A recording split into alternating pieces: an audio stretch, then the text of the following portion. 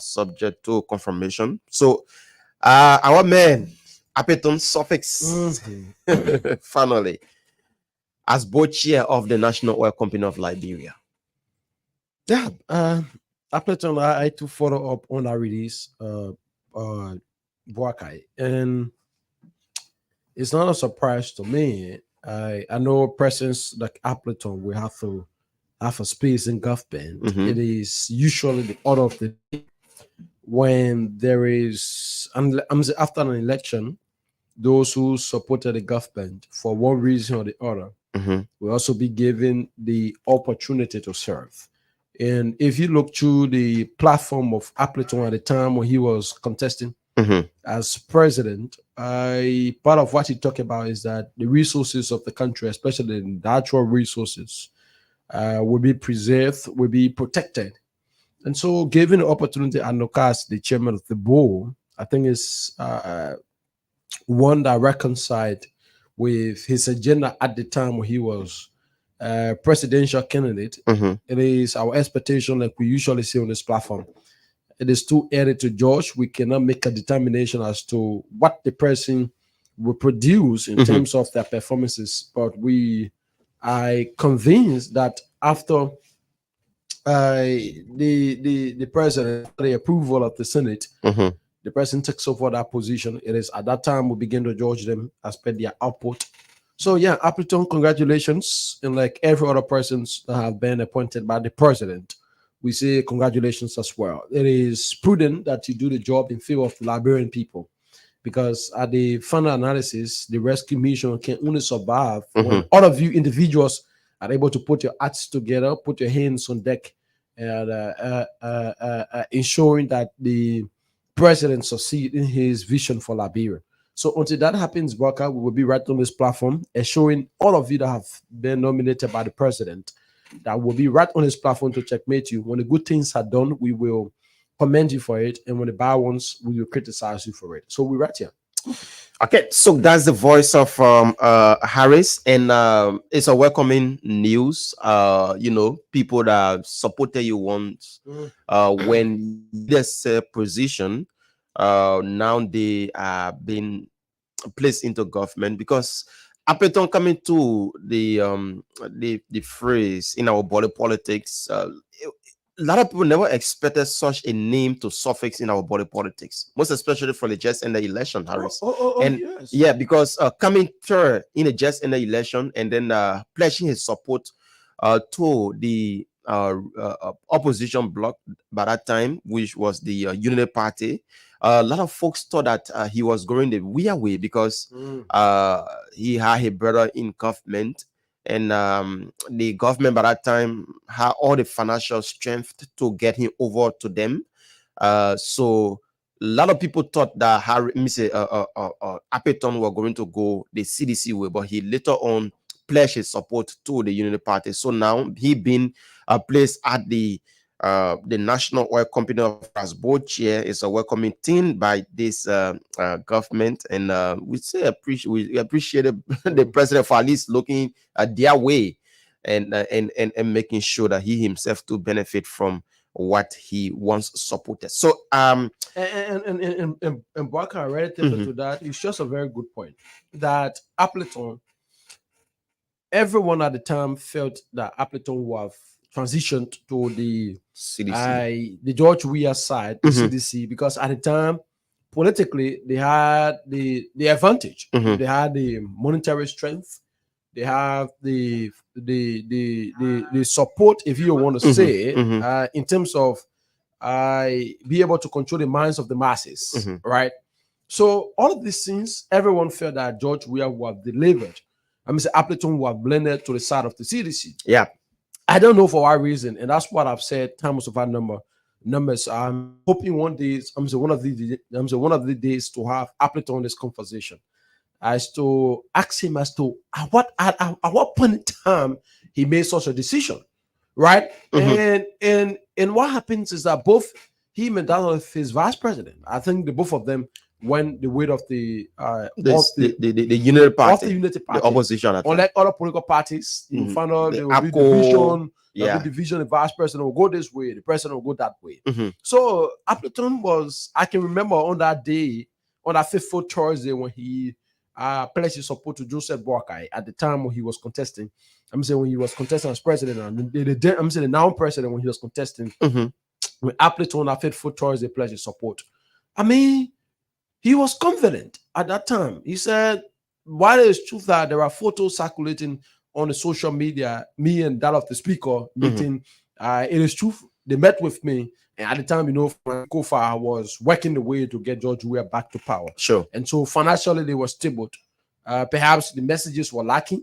So Appleton said, when they met him at the time, they put all of the best offers that you will want to think about. Mhm. So someone will consider that why is it that Appleton couldn't go for the money? I mean, the darling boy in Librarian Paul, fresh on the block, I mean, put on the surprise to a lot of us. But Appleton was focused. For him, he believed that the rescue mission was the best alternative for Liberia. Mm. And so on top of the money, he made the rightful decision for himself as well. Because mind you, where he went, and at the end, the final analysis, he succeeded. Mhm. But I had not been that the party going to win. Mm. It's going to be a different case for him. But we say kudos, like you had to place it again. We look forward to Appleton. We hope that at the National Oil Company of Liberia, we hope that he put on the best practices, and ensure that institution, that everyone, now you have the conversation, people tell you that nothing to Noka again, Mhm. right? That's Yeah. how People are saying that nothing to Noka, I'm saying to Noka, that area. the oil is there on the paper now. We are not seeing it. We're not seeing it. Yeah. I want to be convinced that we still have oil in this country. Mm. What is lacking is good leadership. Mhm. Once you have the rightful leaders at that area, once they are not concentrated on politics, but rather in showing that we can get the best out of it. Trust me. The last time I was reading, we still have some oil blocks that are yet to be touched. Mhm. I think Block E, and Block G. I think Block E and G. If I'm correct, the two blocks as well are yet to be touched out of the ones that were discovered. So it just needed a good, someone with vision, someone that's able to transform. And the president chose to send Appleton as chairman of the board, Rosalind Dennis as well, Dennis taking care. taking care. Mhm. I think the both of them will put up the best they can. We hope that they do the needful, because my Liberians' expectations are on the executive. Okay, so you saw, I don't know if you saw a recording circulating on social media, wherein President Boakai is in conversation with Alan White, recommitting himself to the establishment of the War Economics Crown Court in Liberia. Some folks thought that this day couldn't have reached in our country because they are looking at it from backdrop of Mr. Prince Y. Johnson support to the Unity Party, and coming up with or making a decision to bring about the establishment of the War Economics Crown Court in Liberia. Some thought that this day couldn't have reached. I saw this video, and the president recommitting himself to this call that he pledged, that he once said that he was going to do.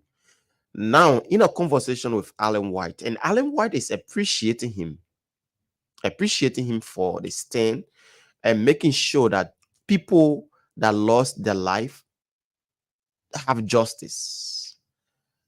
Here we are.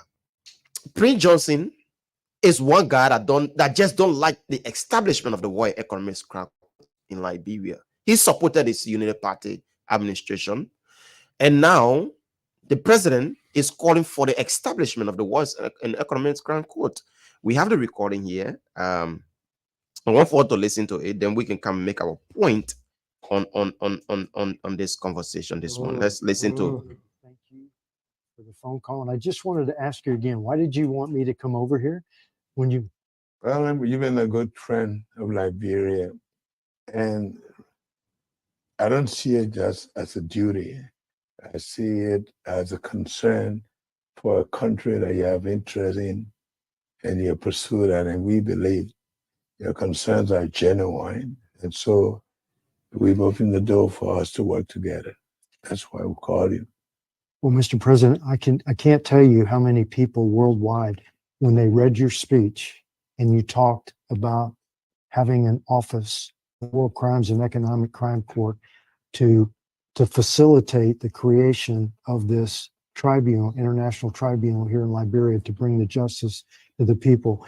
I heard it from the U.S. My phone blew up, as you can imagine. People said I could not believe, and they were so ecstatic and elated. And since I've been here, I've heard the same thing. So I wanted to thank you again and give you full assurances that we will do everything we can to help you bring justice for the victims of those 250,000 people that were killed during the 2 civil wars that happened. Well, Alan,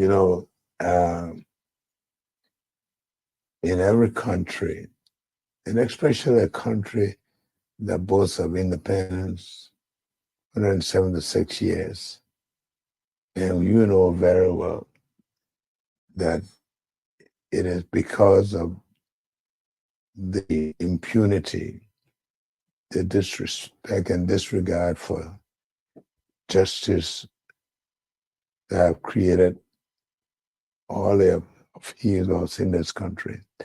And we believe we have to lay this to rest. Let all the facts be known. Let people who think that they are innocent prove their case, so that we can lay this to rest, so that this country can move forward. It's not a wish hunt. It's a matter of testifying to what you know and what you've done, so that forgiveness can be done on the basis of knowledge and truth. And that's what we're talking about. Well, Mr. President, you have our full commitment to help realize that. And what we did in Sierra Leone, we moved the people on to the reconciliation phase, because you're right. When people are walking around and they see impunity and they see people that have never been held to account and self-enrich themselves, it basically rubs it in the face regularly. So the fact that you are stepping up, taking this leadership role, I can tell you so far, the people of Liberia are ecstatic about it, and we're here to help you facilitate this properly, independently, and let the prosecutor follow the evidence where it goes. Not me, not you, wherever the evidence follows, and have it done under international standards, and it'll be done properly, and it'll be done transparently. I think most of the people that have been involved know that if they were on the other side, they would like the truth to be told about. Sure. It. So it's true for each and every one that have been either offended. And so we should be happy that this will finally close a chapter of that history that have been haunting us over the years. And that's what we're talking about. Okay. Well, I personally want to thank you for your courage to do this, because it was not easy, but you started it, and we'll help you bring justice to Liberia once and for all. Thank you, Alan, for sticking with it. Thanks for all those who've been committed to it. We believe this is going to restore peace, and people are going to move, even those who probably have been offended, and those who are responsible for whatever, they will know that justice was done, and they'll be cleared. And thank you for your role. Thank you. And thank you for your time.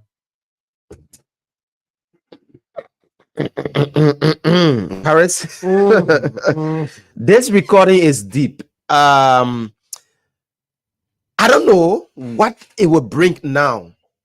Will it bring division or what? Because some folks are not in favor of the establishment of this war economist crown court in Liberia. And now the president is recommitting himself. Remember, during the campaign, he promised the Liberian people that the war economist crown court will be established in this country. So now recommitting himself to this, Alan White is one person that been behind this establishment because they did it in Sierra Leone, and now they are coming here to Liberia. Here we are, Harris. We are. I just don't know from your own perspective. What do you see for the next few days in the landscape of our country? You see, Waka, the reason why people vote in this country, and like the president always tell Liberian, the last time I can record, during the State of the Nation's address, and by extension, the inaugural speech, President Walker said one thing. Part of the reason why every time when something is happening, I don't doubt it, right? He said Liberians will benefit from their vote. He said Liberians will benefit from their votes. Now, if you want to contextualize that statement, it means things that we see in this country to be impossible will be possible on our Bwaka region. Sure. Things that we see things that we felt cannot be achievable, right? Will be achieved on a Bwaka regime. That's the reason why the president committed himself that Liberians will benefit from their votes. Now, come to think of it, Senator Johnson has been placed on the spotlight. Yeah. Right? One person, thankfully, he helped the rescue mission to achieve, to win the elections. Yeah. That for which you can take away from him. Right? It was through his negotiations that the people of Nima overwhelmingly supported President Boakai, landed him at the executive mansion. Yeah.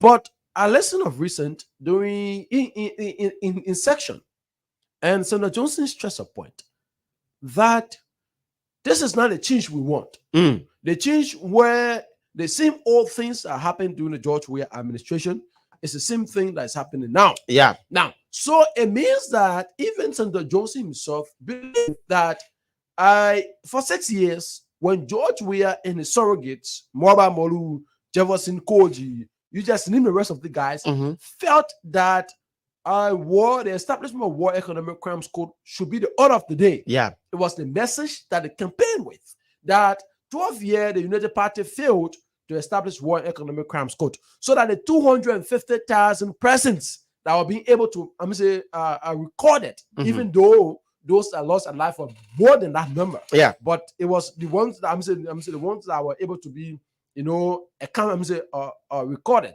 250,000 persons that lost their lives, that for which their blood, their sorrow, their grief to stay on this nation. Yeah. Right? Needed justice. That if you listen from one point of the country to another, you will get Mwaba Molu, the Jefferson Koji, the George Weah committed themselves to the establishment of War Economic Crimes Court. Yeah.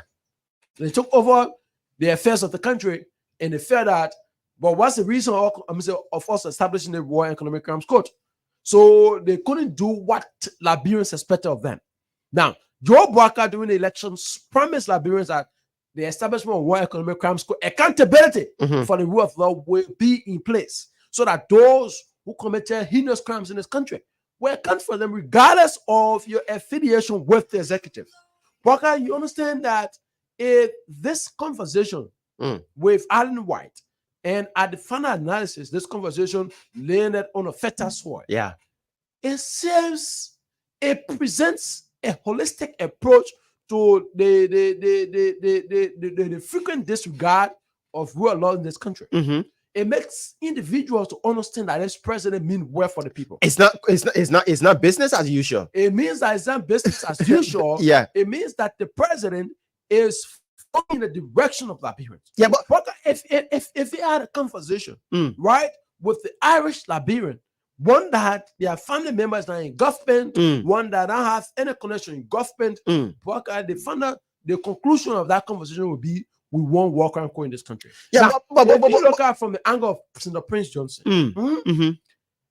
Senator Prince Johnson understood at the time that President Bouakai presented his platform to Senator Johnson, Mhm. he mentioned that War Economic Crimes Code will be part of this agenda. Okay. Senator Johnson endorsed that agenda. Mm. Huh? Mhm. So it means that he supported the president's stance on War Economic Crimes Code in this country. Okay. So that's I can recall on that Monday when Tewon Gonklo joined the rescue mission. Mm. One thing he said, the reason why the LPP is joining the United Party, because we believe the United Party will strengthen the rule of law in this country. Mm. That justice will be served for those who lost their life during the Civil War. The Civil War. Mhm. And moving forward, those who commit crimes in this country will not go with impunity. So could there be? Huh? Can there So be? if you look at from the angle of Senator Johnson, then Mhm. but then Senator Johnson endorsed the rescue mission. So the rescue mission are putting forth that War Economic Crimes Code is part of our way of ensuring that accountability and respect for the rule of law is in place. So I know anything, I will not be surprised. It shouldn't be a surprise. No, but Harris, from my own perspective here, let's look at the quote unquote friendship, the unity that was between the United Party and the MDR. MDR Arrow here, which is Spring Johnson. Of course, he's sometimes we hear him saying, yeah, there should be the establishment of the War Economic Crown Court in our country, but going deep down, he just don't want it. So now, people used to say Prince Johnson would be the de facto president of the Republic of Liberia because of the age, because of Joseph Boakai age, and he the Unity Party, the MDR helped the Unity Party one way or other, getting them to where they are today.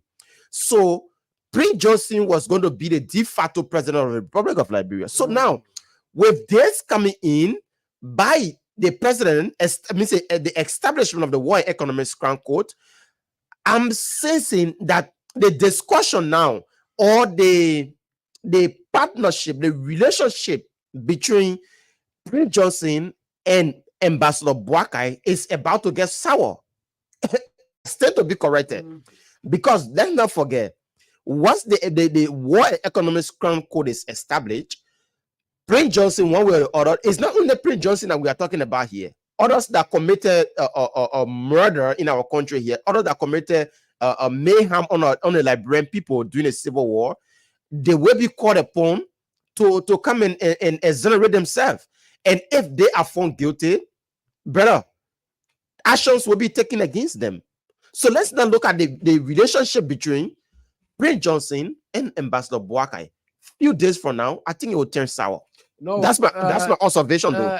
Is really a Boakai that after this conversation, I'm certain, I'm just seeing in one of the chat rooms that Senator Johnson is expected to have a press conference later today. I don't know for what reason. Okay. I don't know what will be the reason for the press conference.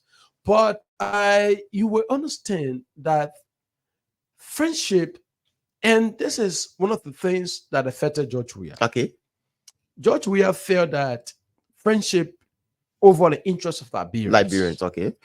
George Weah thought that it is better that I keep it in my cycle to protect our friendship rather than doing the needful for the Liberian so that people. The Liberian people will see. Now, on the aspect of being the de facto president, everyone felt that Senator Johnson was being the de facto president. Yeah. Especially at the time, there were claims, counterclaims for the president's state of health, all of these things. But when I listen to people that have been friends with the president for a very long time, Boakai, one thing I learned is that the Boakai you see, the Joe Boakai you see, he meant everything he says. I mean, almost everyone that I have conversation with, I know President Boakai personally. I mean, now because he's president now, you know him. But people that knew him, I mean, for years, he's this one character that does exactly what he says. He's this one character that stands by what he says. So at that level, it draws me to a point that the establishment of War Economic Crimes Code will come to fruition in this country. Mm. For me, I'm not particular that this conversation will come out so early. Mm. But again, the importance of this conversation coming out so early is that it will weaken the persuasion of Prince Johnson, because Prince Johnson has a mentality, right, or has a tactics where when he gets around the president, when he gets around the president, even if that president has a plan of establishing a World Economic Crime, once he gets around the president, he maneuver his way. The next thing he will do is that after 2-3 years, he weakened the president.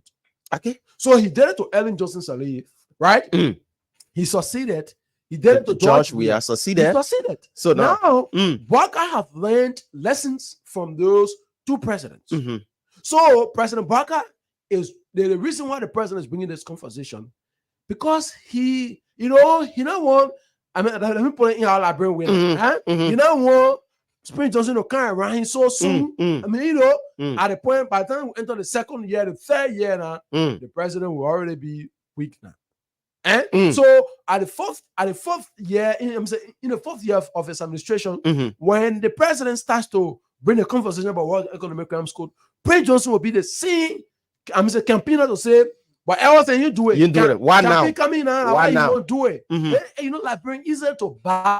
Librarians don't attach timeliness to conversation. Okay. What they do is that they see it to be politics. So by the time we enter the fourth year of the president administration, and he starts to bring a conversation about War Crimes Code, people will say, "Oh, but I also do it. Campaign coming." So they're doing it because of political favor. So Prince Johnson too will be the champion of that message. So that's why the president is initiating this conversation very early. So because he understands the more you keep the conversation sidelined, that's the more Senator Johnson invade the premises. Okay. When Senator Johnson invade, what happens is that he weakens everyone. He threatens everyone with his outburst. I mean, you want to talk about his expression, his physical expression, all of these things. So it is early, and part of that, Senator Johnson getting old now. They make her go to jail before he die. All I want to do, I'm serious. They make her say that things small before he die. Yeah, but Harris, let's look at the relationship, because Barker will not be on a ticket in 2029. And Kun is coming from the MDR camp. Kun may likely want to succeed Ambassador Barker and run on the ticket that will be put forth by probably the Unity Party or the MDR. So now, Barker said, but I don't get time, man. I'm only here for 6 years. I'm here to do the librarian people job. And one of the jobs that the librarian people hire me to do is to establish the War Economics Crown Code. I don't want to know if I'm stepping on toes. I don't want to know if I am going other way around when it comes to the establishment of the War Crown Code. But let's look at, I think Prince Johnson will accept the establishment. I think Prince Johnson will accept the establishment of the War Economic Crime Code. What am I saying so?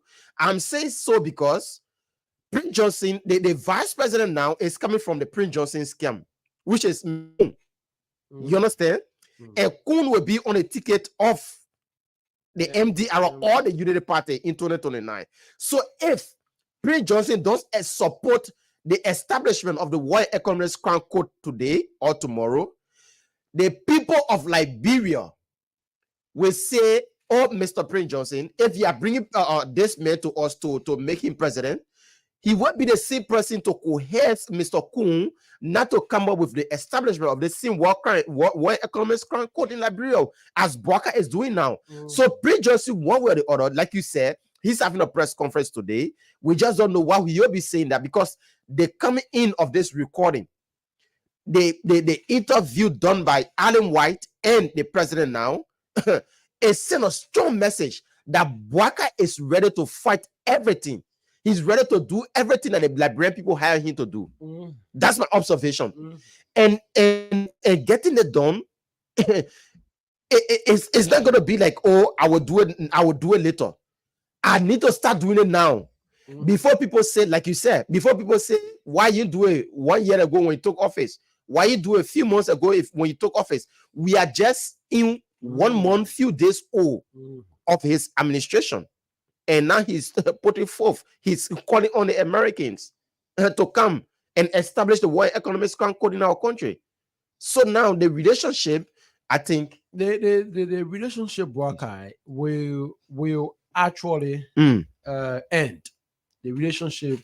Senator Johnson is that one person that is able to cancel every friendship he has with you once you bring forth the issue about war crimes court in this country.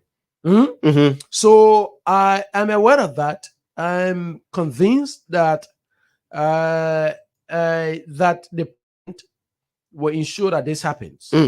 And once this happens, what will happen is that Wakai, Senator Johnson obviously will be that person that will have issue with the president, and the relationship will be cancelled.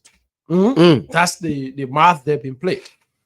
But President Wakai, like you rightly place it, at the end of 2029, President Wakai, I mean, in terms of age, he won't be having the age in his favor again to contest for the press or to contest for the re-elections. I believe at that level, even if that of which we pray, we are convinced that he will be in a good state of health until the end of that time. But I know he will want to sit back, be honorably retired by the Liberian people, and sit as one of the ex-presidents in this country. Sure. So, I mean, on his character as an individual, I know he will not want to go to his grave leaving things undone.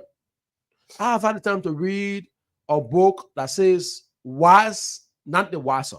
And in that book, it tells you that one of the greatest disappointment of every man is to have the power to do something and you not do until you die. That's one of the greatest disappointment. That book explains that even in your grave, you still grieve. That you had the power to do something and you did not do it. And I know President Wakai would not want to do what exactly he has to, will not fail to do what he has the power to do. So for too long, we've been having a conversation that the legislature will advise the president. And this is one of the areas we must be careful. At the final analysis, we have to get back to the legislature to advise the president on this. So the legislature got to endorse the president's vision on the establishment of World Economic Crimes Court. Now, this conversation is about the president. Those are able to establish a court. The Island White then spend about 300 million in Sierra Leone for the World Economic Crimes Court in Sierra Leone. Yeah, that today Charles Taylor is suffering beyond bars. So that conversation we want to surface. So it's about 300 million. Now your lawmakers, President Johnson again, we want to play the politics, getting in the legislature for the Honorable House of Representatives, Senate. I mean, and that of the Senate as well. Wrapping shoulders around those lawmakers to begin a conversation that about 300 million to establish War Crimes Court. The people need hospital, the people need school. That's the conversation they'll bring. Then I know already at the point that some of the guys from the CDC will want to come out to say, oh, the poor new school. Because they think that the party failed to do it. So anything that will be done, imagine that, for instance, let me just throw light on this. Let me connect this point. That's why you see, many folk will tell you, say, asset declaration at Mayor Bluff.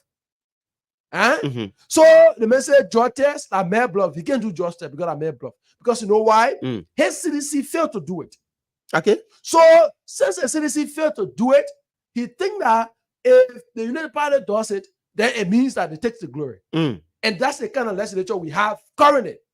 That's the kind of legislature we have currently. Part of the reason why a lot of things we expect will happen in this country will not happen is because that legislature, you have majority of the guys that still carries the CDC mentality and not the Liberian people or platform. But this is about the Liberian people now. Because if you have an honorable that tells you that if government officials are going to do drug tests at Mayor Bluff, that's a declaration at Mayor Bluff, so you not subscribe to it. So it tells you that that's the angle of this political party he comes from. So he comes from that angle. So trust me, they conversation about War Crimes Court. When he hit the floor of the legislature, especially the House of Representatives. So do you think folks from the CDC would not want to accept because one way or other? Did you follow the Central Bank governor appearance before the House of Representatives? I did. You saw how lackadaisical the guys The were. seditions. Eh? Yeah, So it tells you that House of Representatives. That's why I don't want to say There is a little respect for the Senate. the Senate is organized in the mature. Trust me, if the Constitution would have given the House of Representatives the right to confirm Cabinet ministers. Cabinet minister by this time, even 3 ministers from it. Absolutely. I'm telling you, Mhm. these guys, when you see them, they be very disorganized. I mean, very serious. Very disorganized. You see, they say nothing. So when that conversation about the work and economics crown code surface, you think when it surface on the floor at the House of Representatives, you think that there will be a lot of delay.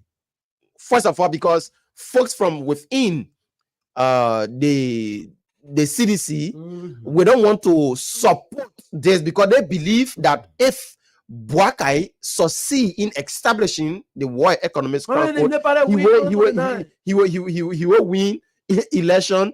He will take the glory what they didn't do in the past 6 years.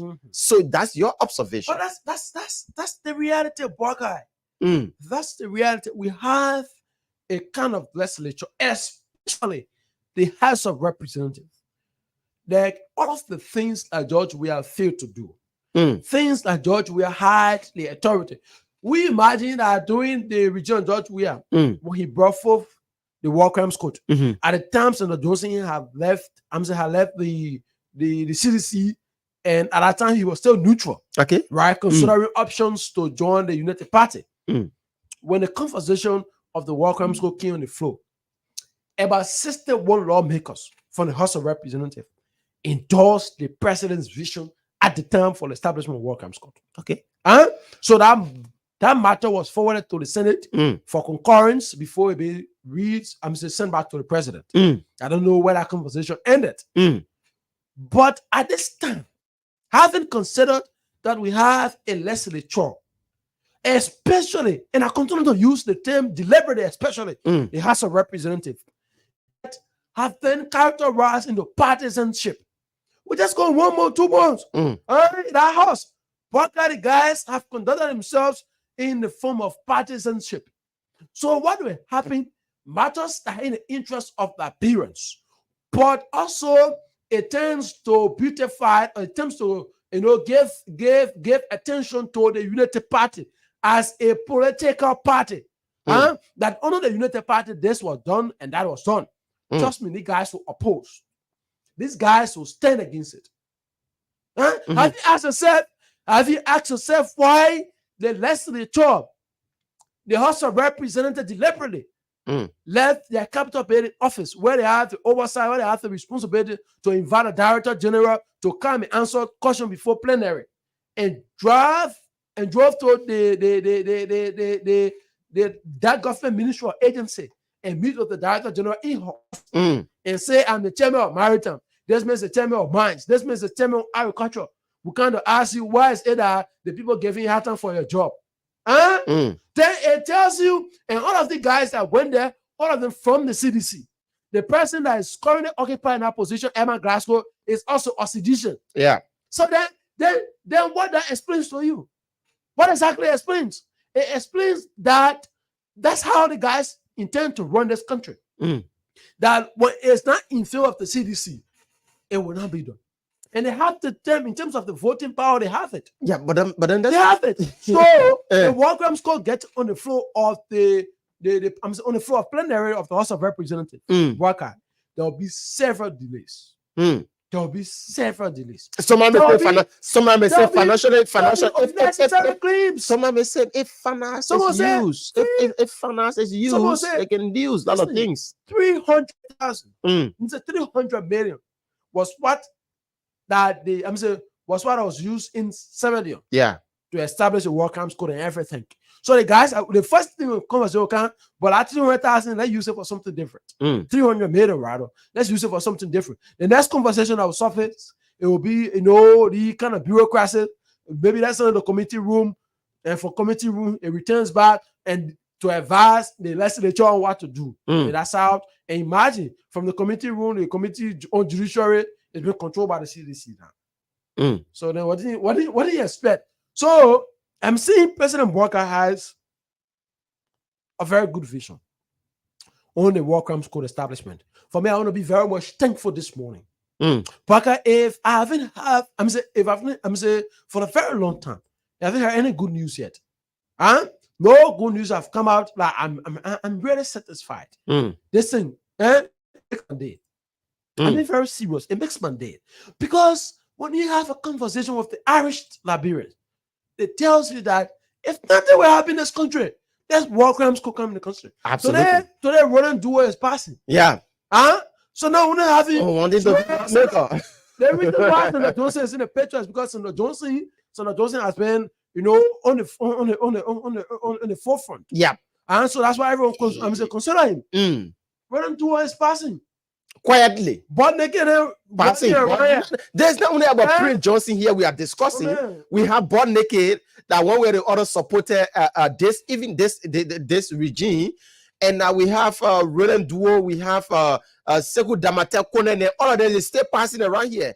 This is not about Prince Johnson alone. So the establishment of the War Economics Crown Court is a must and is welcoming. Every Liberian should welcome it. Even the citizens, they one way or the other cry during the Eddie administration. They said that they wanted to accept. I really don't think when I said a thing and something I wonder because they call for this establishment of the War Economics Crown Court because then when they took over and let go of everything that they talk about, they let go of everything they talk about. So now here we are. The United Party themselves to preach about this establishment of the War Economics Crown Court. So if Joseph Bouaka is coming now and telling the Liberian people, yes, of course, it's time that we establish the War Economics Crown Code. I just don't know what I don't want to know if I'm hurting other people. All I want now is that let us have this conversation.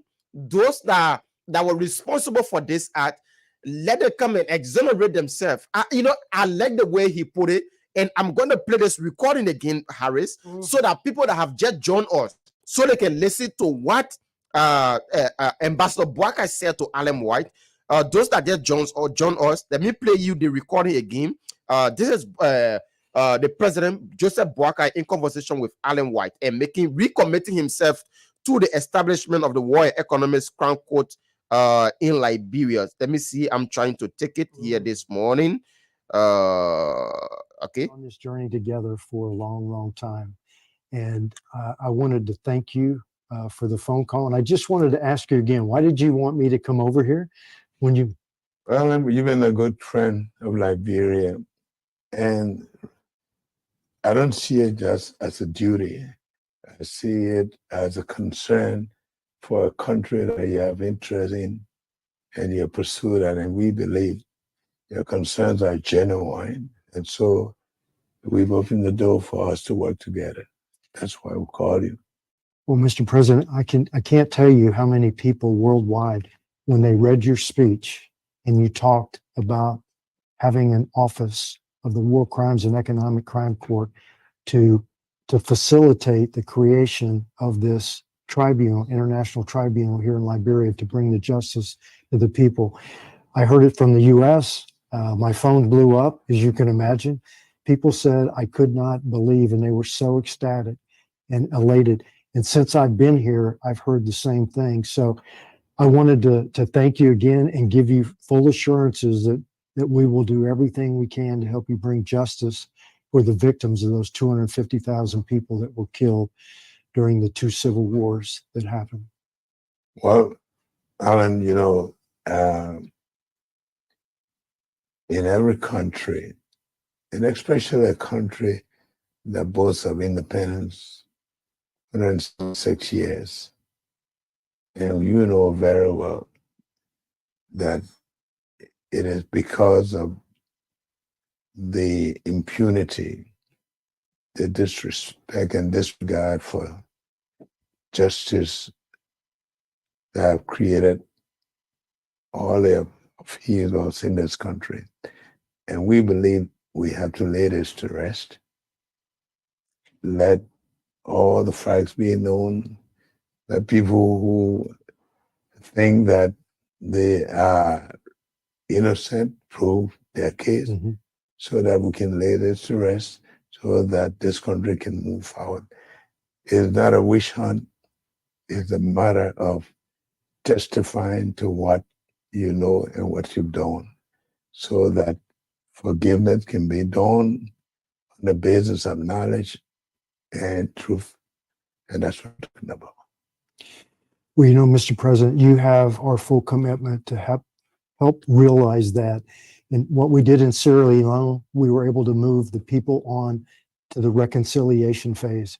Because you're right, when people are walking around and they see impunity and they see people that have never been held to account and self-enrich themselves, it basically rubs it in the face regularly. So the fact that you are stepping up, taking this leadership role, I can tell you so far, the people of Liberia are ecstatic about it, and we're here to help you facilitate this properly, independently, and let the prosecutor follow the evidence where it goes. Not me, not you, wherever the evidence follows, and have it done under international standards, and it'll be done properly, and it'll be done transparently. I think most of the people that have been involved know that if they were on the other side, they would like the truth to be told about. Sure. It. So the truth is truth for each and every one that have been either offended. And so we should be happy that this will finally close the chapter of that history that had been haunting us over the years. And that's what we're talking about. Okay. Well, I personally want to thank you for your courage to do this, because it was not easy, but you started it, and we'll help you bring justice to Liberia once and for all. Thank you, Alan, for sticking with it. Thanks for all those who've been committed to it. We believe this is going to restore peace, and people are going to move. Even those who probably may have been offended, and those who are responsible for whatever, they will know that justice was done, and their minds will be cleared. And thank you for your role. Thank you. And thank you for your time. Thank God you. bless you. So that's it, Harris. We play it back. We play the recording back because some folks just joining us and they want to know what we are discussing. That's it. People that committed the crimes should come and exonerate themselves. Let them come and tell the Liberian people what role did they play. And this is not only about fighting people. It's not about witch hunting people. It's about getting the facts wherein we can lay this thing to rest. It been on the shoulder of Liberians for ever so long, and they just needed a leader to accept and move forward. And this is what Joseph Boakai is now doing, Harris. And that's what I said.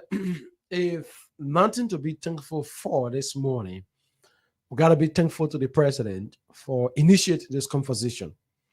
And I know it is the pressing demands on the minds of Liberians that war crime school in this country should be established. So that those that commit heinous crimes against humanity in this country, from one reason to the other, from one reason to another, we also account for those crimes. Part of that is where the economic aspect of it is also good. Mind you, during the war, there are other individuals that got rich in this country at the detriment of us. The presidents like Bernard Uri. So, I mean, the people, I'm going to be calling that name. Absolutely, yeah. Right? They reach themselves today. They pass around, they brag, they boast of it, because at the time when our country was in a state of dilemma, those individuals took opportunity and looted from this country. Have you asked yourself why we still struggle for electricity in this country? Have you asked yourself why we still struggle? Our education system is still dormant. Have you asked yourself why our roles are still like this? It's all attributed by the decision of those individuals to bring forth war in this country. That's the reason. Because, mind you, Buckeye, if I've had a time to have a conversation with people, they tell you that the Liberia we had sometimes of 97, I'm say 87, 86, drawing back those years. If we have progressed on that Liberia to now, this country wouldn't have suffered. Okay. I mean, that Liberia way back. Mm-hmm. I want to tell you, no more day was good as compared to this time. Because we're still building, we're still trying to fix what we did, that thing in the minute sport everything. We're trying to fix it. So it's a whole different tax. But the only way that the country can be blessed, the only way the country will progress, is when the people that die as a result of the action of Prince Johnson, Roden, Duo, Bernard Ure, the rest of the guys, their actions. It's that when the guys face justice, when justice is served, then the men that lie in his grave, the men that died because of war, I mean, during the war, will say, and now my heart is satisfied. My heart is satisfied. Then at that level, you have the curse or whatever has been placed on this nation will be wiped away. We get 5 million. We get 5 million. Last time I read it, just Tanzania was 60 million persons. They have a female president, Baka. But the poor country, the better powers. Like, bro, we older than them. The poor get population past us. 60 plus million. They have a female president, we have a male president. Okay. We the oldest Africa. So at that level, I mean, to manage 5 million people. Nigeria get 100 plus million. We still won't go live in Nigeria. Absolutely. I'm telling you. So Africa get over 100, over 80 plus million. We are just 5. We just 5 million. That's just one city. We get a whole country. Yeah. Like, to even get food to eat in the morning at war. You know why? Because the people that came during the war, that people haven't certified. So nothing good will work for all in the country. I mean, I'm telling you. And the legislature, most especially the House of Representatives, they keep marginalizing the Liberian people because they have the power in their hands, but they are not making use of it. They don't even said know the importance of the power that we have in their hands, but they are running beyond things that are not necessary. You got to bring Melvin Damo mine, may you representative. What do you think about that? I'm telling you, you got to bring Melvin the gold mine, may you representative. Don't even talk with it. Representative. When you tend to get introduce yourself and tell you, I found the more historic district, but that we water for. What do they get to do with the thing we're getting like bro talking about? Why would they push on the floor? Nothing. So they're being indoctrinated to the party manifesto. That's why you're saying, even to this at this level, and the people are bunking that they're sorry for it. I mean, serious. We respect the decision, though. Yeah, I know how they call you the representation number 5. We respect the decision, but the man has been indoctrinated to the CDC to a point that the make a CDC. They understand what he's supposed to do. I'm telling you something serious. They call himself representative. Oh yes, we respect the decision of the people. Yeah, for me, I'm a Democrat, so anything anything that democracy says, I will follow it. So it's that way, but President Baka will say kudos. It's a very good one. But I'm seeing the legislature to be a serious problem to you.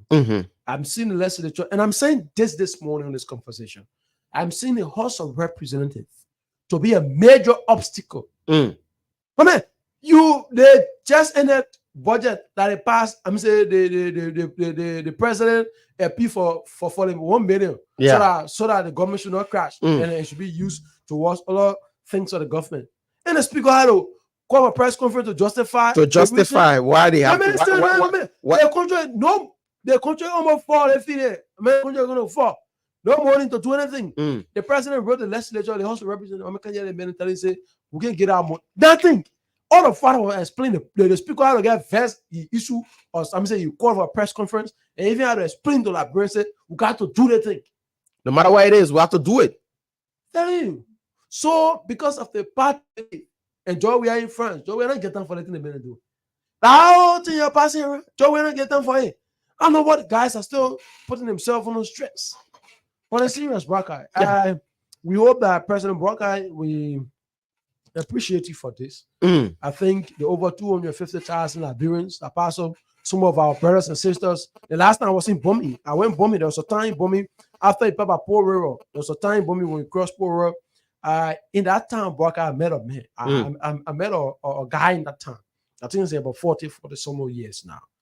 He said he suffered, I think he was about 15, 18 years or so during the Civil War. Let me say the Civil Crisis.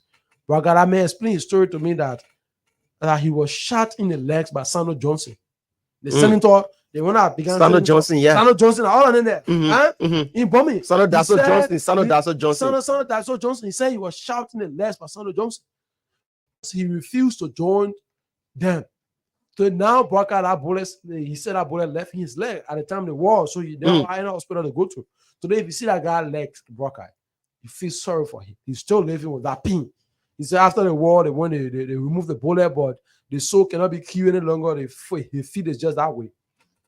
It's very that much. So then now you understand if all of these things happen, those individuals are going, are walking, they're moving from one area freely, nothing has been done. Then you have understanding that there is a need that a government intervenes and it show that the life of Liberians will be, the justice will be served in this country. So we say kudos. Okay, so we will take some calls this morning on the conversation. The WhatsApp number, those that follow us through the Facebook page. We have a lot of people following us this morning, and we say sorry for the break in, but we're here and back for good. Yeah, we are back and back for good this morning. We'll be here every weekdays from Monday to Friday, bringing you the Punch Breakfast show every morning here on Punch FM 106.7. So folks, now you can place in your calls and make your part and be a part of the conversation. Those in the diaspora, the WhatsApp number is up there. You can call through our WhatsApp number.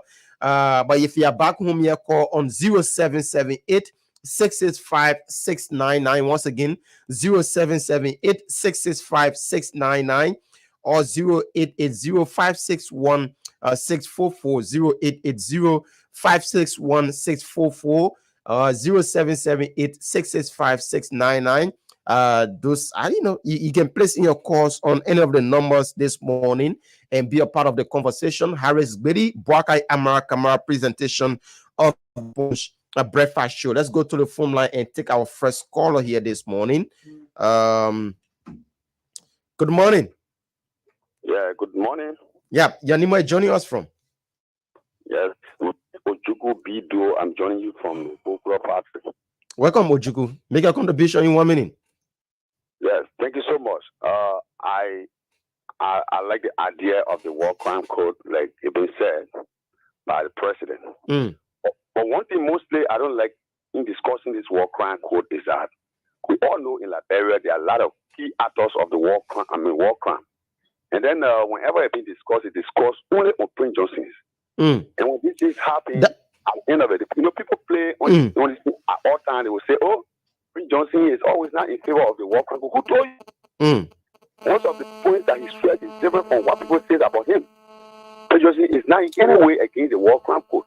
And remember that all of the actors of the war crime in Liberia are so many to the extent, even if he is coming out to say, to call all of the list, it will be, last. You have somebody talk about Sandro Johnson, just like you said right now. Yeah. We talk about Prince, we talk about Raylan Duo, we talk about even the Benda Ure, we talk about the guys. There are a whole lot of different guys around here. And the economic crime code. A lot of people will be looking at war crime alone, but the economic crime code is larger than the war crime. Sure. Yeah. Because you will get people who you don't expect going to the war crime. So what I advise and I recommend this morning is if you call it for war and economic crime code, it should not be based on what somebody will just see about a person. Okay, thank you. It should be based on the economic crime. Seriously, because the war has passed. The economic crime is the most efficient thing that we should be looking at. Okay, thank you so much, my brother. Thank you for being a part of the conversation this morning. Let's take this caller here. Good morning. Thank you very much. Good morning. My name is Kamara. I call from Beer Junction. Welcome, my brother. Make your contribution in 1 minute, my brother. Yeah, let me applaud the president. I believe it will do something good. It's a good move. The World Economic Crime Court must be here in Liberia, and it will really make people to pay for their atrocities. Most especially, I'm actually concerned about the Economic Crime Court because it will bring those things that were stolen back to our covers, so that we will be able to do things that that are necessary. And he must remain on a wall. I'm only so much concerned about the horse there, because those guys those citizens are so indoctrinated, like the other, like you guys were saying, they are so indoctrinated. They want to do everything to stop it, saying it did not happen during the CDC administration. They don't want it to happen. The president must put his feet to the fire to make this thing stand. Okay. So that Liberia we can see a new trajectory in this country. Thank you very much for your analysis. Thank you so much. Let's take this person here. Good morning. Your name, where joining us from? Yes, my name is Patrick Lever, and I'm joining from 20 to be precise. Welcome, Patrick. Yeah, I'm so happy for this information, and I pray that it will work. If the House of Representatives step against this, they will never be forgiven. But those that honor the ground, their children will face consequences. Yeah, but some are saying that once it was not their regime that called for this establishment, they don't want others to take the glory.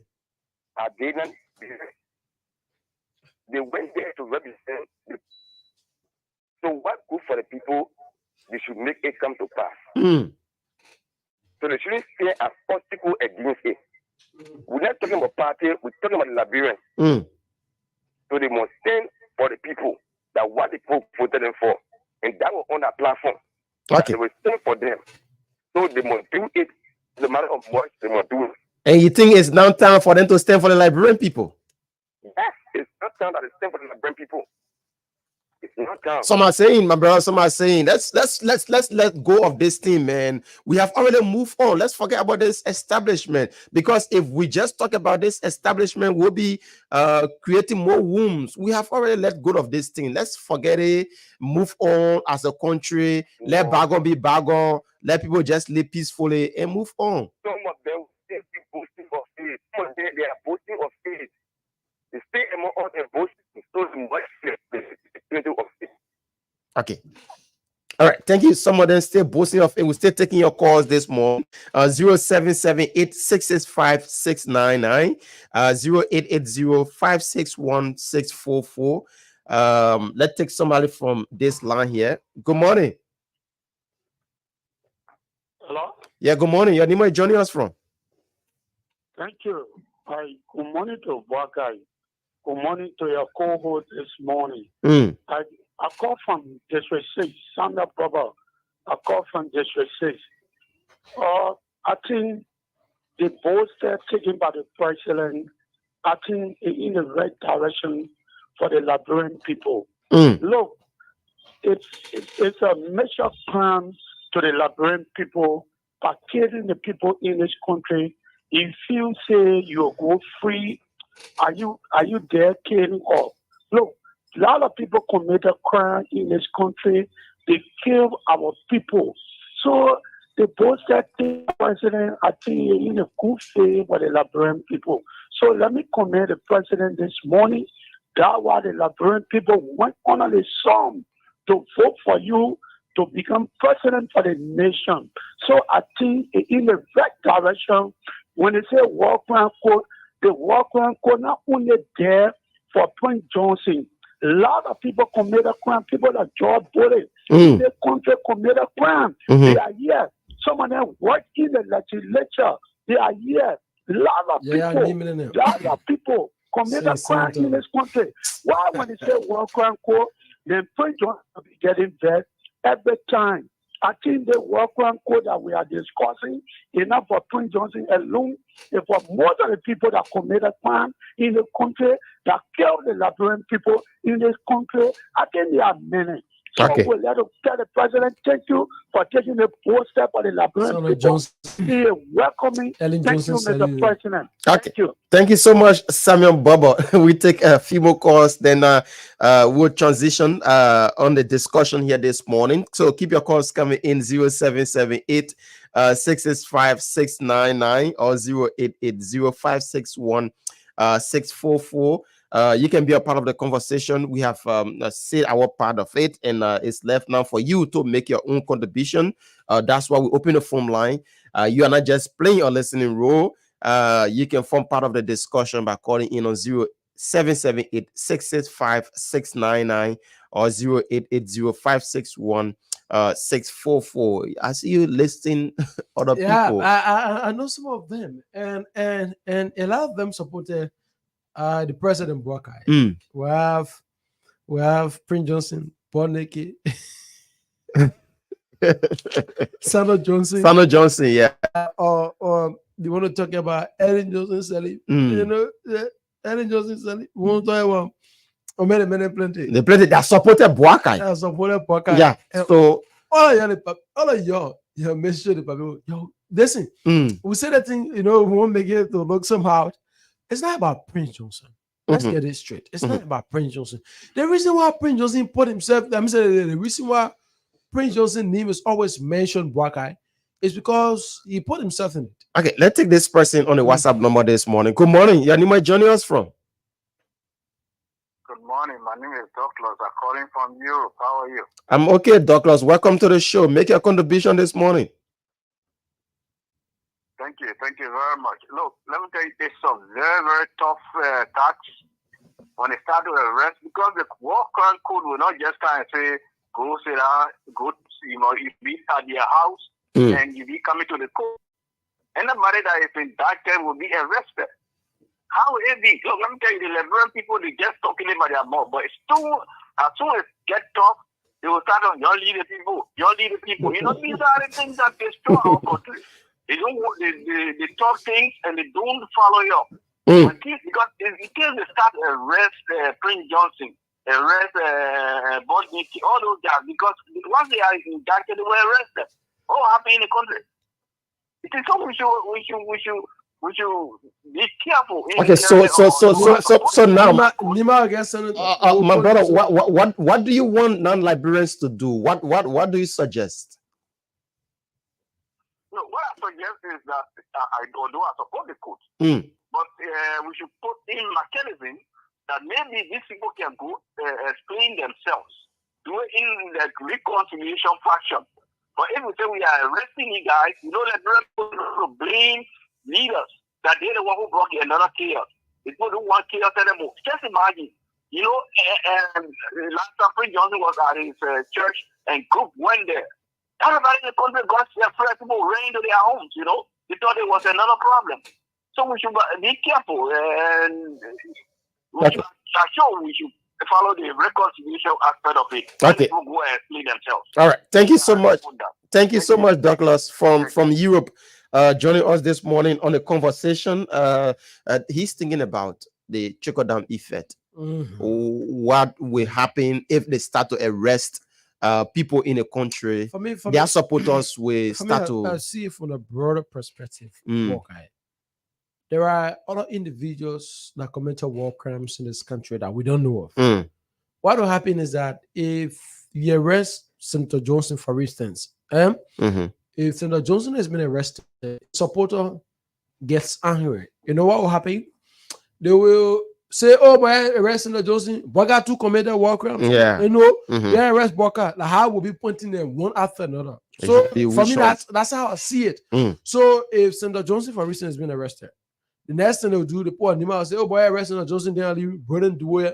They'll go for a Roden Duo. From Roden Duo, you say, "Oh, why he left fire and killed?" They'll go bring fire and kill. There's a guy Roden Duo last time I interviewed him, he said he still lives in Nima, in one of the towns. His name on the front line was fire and kill. So all they got, everybody's happening each other. So for me, I'm not saying that in a way. Yeah, I'm saying that from his point of view, he's afraid of the effects. But I want to believe that until we take the risks to get things done in this country, we want to live with fear until nothing will happen. So it is time. Sierra Leoneans did it, right? The people in Sierra Leone did it, and they succeeded. Alan White when Sierra Leone did it, and they succeeded. So I think we can do it here too and succeed. And with President Boakai, I think this can happen, Boakai. Okay, let's take a few more calls on this line. Good morning. Okay, we messed up on our call. Keep your calls coming in this morning. 0778-665-699. 0778-665-699. Let's take this person. Good morning. Your name, where joining us from? Okay, we messed up on our call. 0778-665-699. 0880-561-644. 561-644 are the lines that you can call, and you'll be live with us this morning on the presentation. Harris Betty and Boakai Amara Kamara presentation this morning. So let's take here. Good morning. Yeah, good morning, sir. How you doing? We're doing pretty well. Your name, where joining us from? This is Tony L.F. Magabush calling from Platina Community. Welcome, Tony. Oh, brother, my point here is President has to forget about war crime code. Let us look at the economic crime code and forget about war crime code. Because if he draw all these things, those that are so fast in the world, they should be out. You will observe that so many people will be involved in all these projects. So should be established. So we should. Why you are suggesting is that we should establish the economic crime code and forget about the war aspect of it. That's my point. Okay. Why you say so? And you have to change your position a bit. You are coming in distorted. Let's look at why are you saying? Because this is what we've been yearning for. We've been establishment of the board code, the war and economics crime code together. But now you are pushing for only the establishment of the economics and leaving out the war. Remember that Liberians, remember Liberians lost their life and their family want justice. Their family are calling for justice. So why should we forget about that? Look at. Just change your position a bit, my brother. I really want us to have a conversation, but I'm not getting.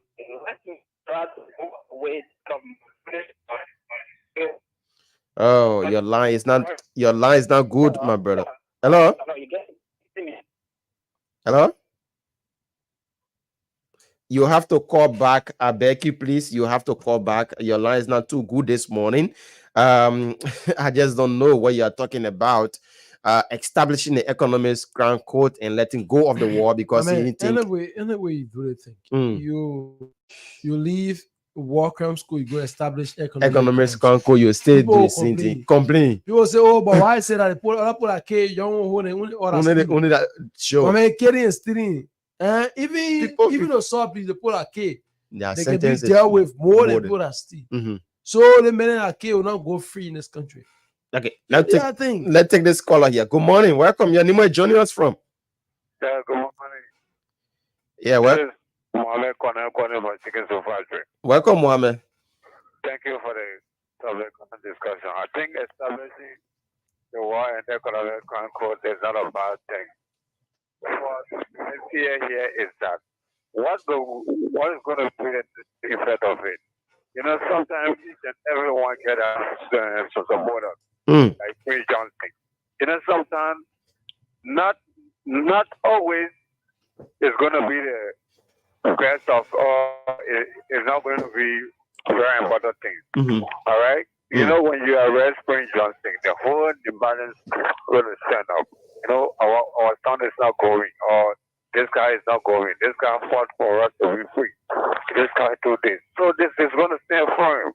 So my suggestion is going to be, if there will be a war and economic court in Liberia, maybe my suggestion is, do we have a security system that are going to be put in place? That's a question. Are we going to rely only on our security sector? You know, our country is very challenged when it comes to security. All right?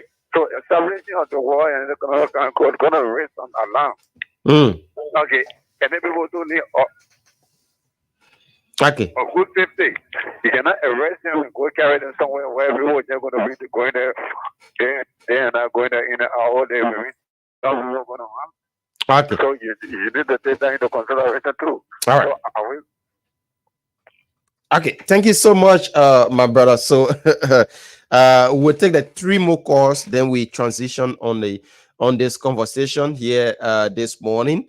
At 9 o'clock, we'll be having folks from the EFFL, and we'll be talking about the issue about the tenure position in our country.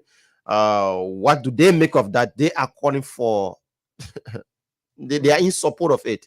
They are in support of the decision wherein people are still serving a position, but once they got involved into politics, that they should be removed, they should be replaced by the president. Most especially the president have the way and pleasure of dismissing and hiring people at his own way and pleasure. So they will be coming from that backdrop to talk about this tenure position. But before they come looking into it from our own perspective, Harris and I, before they can join us at 9 o'clock. So we still taking your calls. We can take 2 more calls on the issue about this war and economics crown court. Then we can transition. Are we still having the guys from sports? Yeah, at 9 o'clock we take sports. Okay, at 9 o'clock we daff a little bit at 10 minutes, right? Yeah, 10 minutes. We take sports for 10 minutes, and then we transition. So we are still taking your calls. Call on 0778-665-699 or 0880-561-644. We take 2 more calls this morning. Up until then, they'll take this person. Good morning. Good morning. Yeah, your name is joining us from? Well, this is S. Gibson calling from Bannersville. S. Gibson, welcome to the show. Thank you, and thank you for this platform. First of all, I'd like to ask us to do an investigation. It was said that when the warring factions were in Ghana, there was a bill that was signed, I think, by the 51st legislature, that no warring faction will be taken to a war crime court.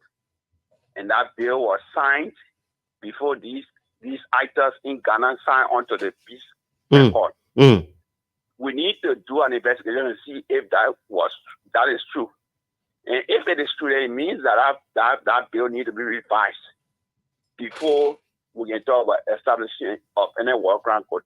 These are some of the facts that Prince Johnson and others are holding on, that there can never be any war crime court. So we need to look at those things. So you journalists, I'm asking you people to do a follow-up on these things and bring the facts to Liberian people. Now, when we talk about the establishing war court in Liberia, there are a lot of factors we need to take into consideration. And some of these factors, for me, may be like rope, and the kind of roles we got in Liberia. First of all, we don't even have enough roles in Liberia. So it will be a mere waste of time for establishing the World Economic Crown Code. Is that why you are saying we should now focus on the establishment of more rules? I'm not saying that. I'm saying because of this case, we have security implications. Well, if you went to arrest Prince Johnson in Princeville, and then there's only one way traffic, and his supporters say that okay, he's not going, so everything is at standstill. These are some factors that we need to be looking at. The security of all, because if you came to arrest me here in Keba, I got my supporters ready to market, and there's no way out. How do you take me from here?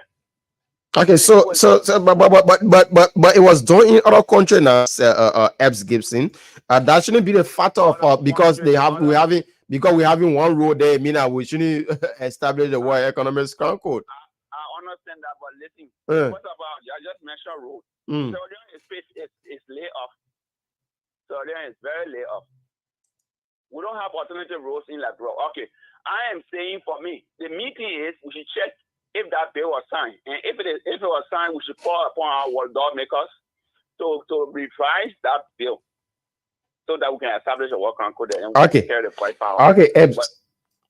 Okay, I hope my brother be joining us every morning. That's S. Gibson. Okay, so We yeah, some are saying oh 18 war crime code, let's forget it now. Let's take this person. Good morning, welcome. Good morning, Waka.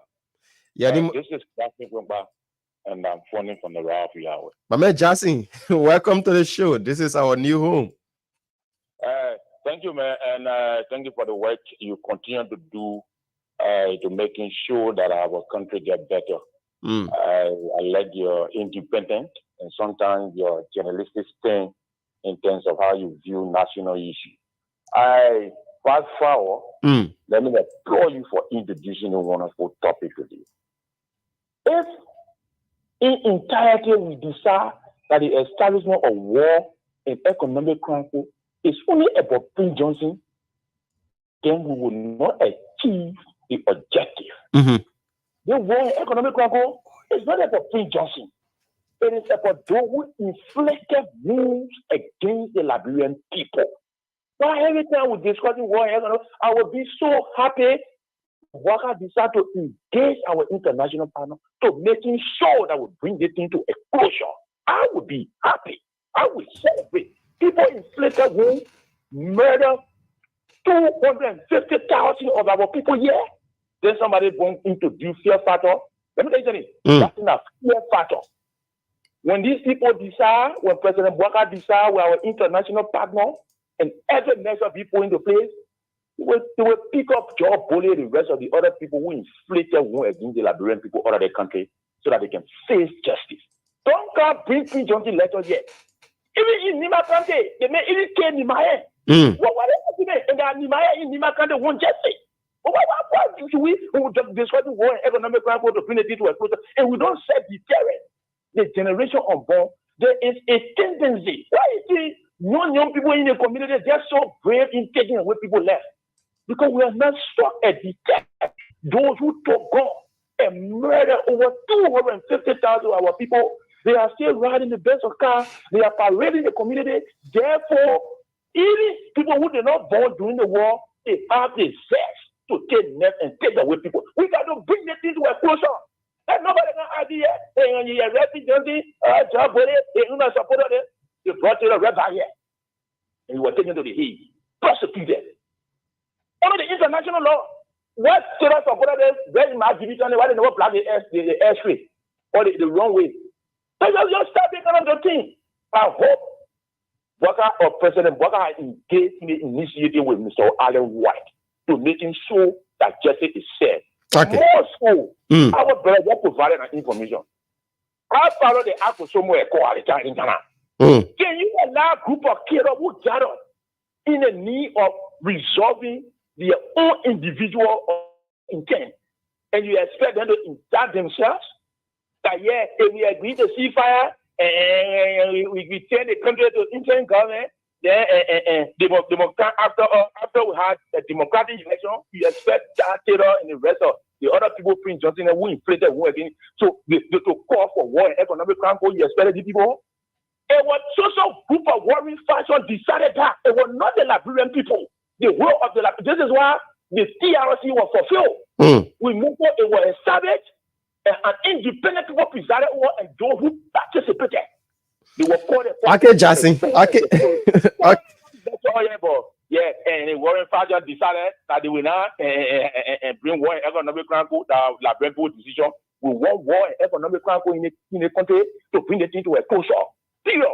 Thank you for the opportunity, man. Thank you so much. That's the voice of Jackson Kpingba, that making his contribution on the show this morning.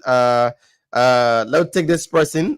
Good morning. Welcome. Good morning. I hope this is not a dialogue. This is FGC. FGC, my man. You. No, just 1 minute. Just 5 seconds, please. And this is why there was a TRC established, because those guys said that there should not be any war crime code. So the alternative was there should be a formation of the TRC, and those guys signed it into bill. Yes, so that's the defense there. Two things: war crime codes or the TRC, and because they were killing, Liberians were dying, and then our mothers told them that we will make it ourselves if we don't sign on some kind of document, and so they say, okay, we'll take the alternative. establish TRC and no work around code. Okay. All right. That's S. Gibson. So, folks, we have to transition this morning. A lot of people want to form part of this conversation talking about this War Economics Crown Code. Good morning. Welcome. Your name, where joining us from? Good morning, Boyka. Bobby. Yeah, thank you, Boyka. My man, we're back now for good, man. Sorry, you've been asking me why we're not on. What? I hope so. Yeah. Boyka. Let me say good morning to your many listeners this morning, Boyka. This is Bobby Abumeska from District 6 for SC this morning. So, Boyka, let me appreciate Ambassador Joseph Nima Boyka. So, Boyka, I can say to you in this country that the war economic crime will be settled. If that is the only thing settlement that Joseph Boyka will control in the country, many Liberians, even the ones that lost their lives, the 200,000 Liberians, they will stand the war. Nobody will call impunity in this country if you walk in South Sea for the detriment of the ordinary people. Look at those people who fought the war. And these people are not enjoying more than us. And these people are not in better position today than you and I are not participating in the war. So why?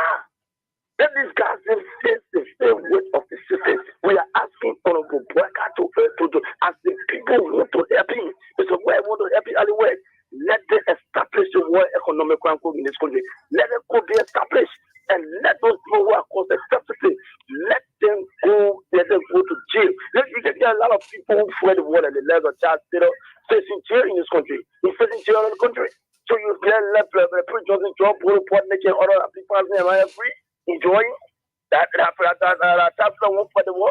We said no. So we are asking Ambassador Boyka to put his seat down to us and sign the World Economic Crime. And it will bring relief to the country. When you saw the World Economic Crime, I see development, I see prosperity, I see empowerment, I see a lot of young people. This will happen for us. Thank you this morning, Boyka. Thank you so much. Okay, thank you so much, Bobby Menska, for calling in. So we will take our commercial break. When we come back, we transition to but Harris, you listen to the callers. Yeah, there will always be descending views. There will be claims and counterclaims. But Boyka, that caller Sando, S. Gibson. Was a very good point. I think he provided an account to us that we need to verify about whether there was a legislation passed by the 52 legislature. I was reading a few minutes ago on it. I'm yet to get the actual document also. So when we have it, what that document says and what the document points to, then we can have a conversation on it. But we respect all of your views, and that's why this platform is yours. We disagree to agree, but at the final analysis, we too will be happy when War Crime Code is established in this country. Okay, so folks, we'll take our commercial break. When we come back, we will dive into a lot of other conversation, but we'll take a pause for 10 minutes at 9 o'clock. So, you have to be embedded into the show. So we just thought it wise in letting you know ahead of time. So we'll go for our commercial break and be right back. Let's take this one.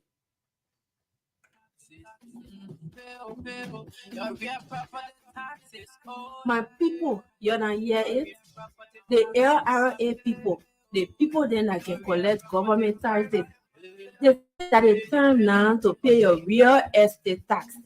Whether you get house or you get land in the city or outside the city, the LRA people say that it's time to pay your tax from now to July 1 this year. The people from the LRA will be in your community to tell you everything you need to know. So look out for them. They will come and teach you everything you need to know about paying your taxes for your properties. Just cooperate when you see them in your community. In your knowing, when you pay tax, all of us can enjoy. When you pay your tax on your land or your house, the government will do plenty fun things for all of us. Pay tax. We all enjoy. And I leave my tell my boy John Brown. You can pay it when you living uptown. Pay your real property taxes. Pay your real property taxes.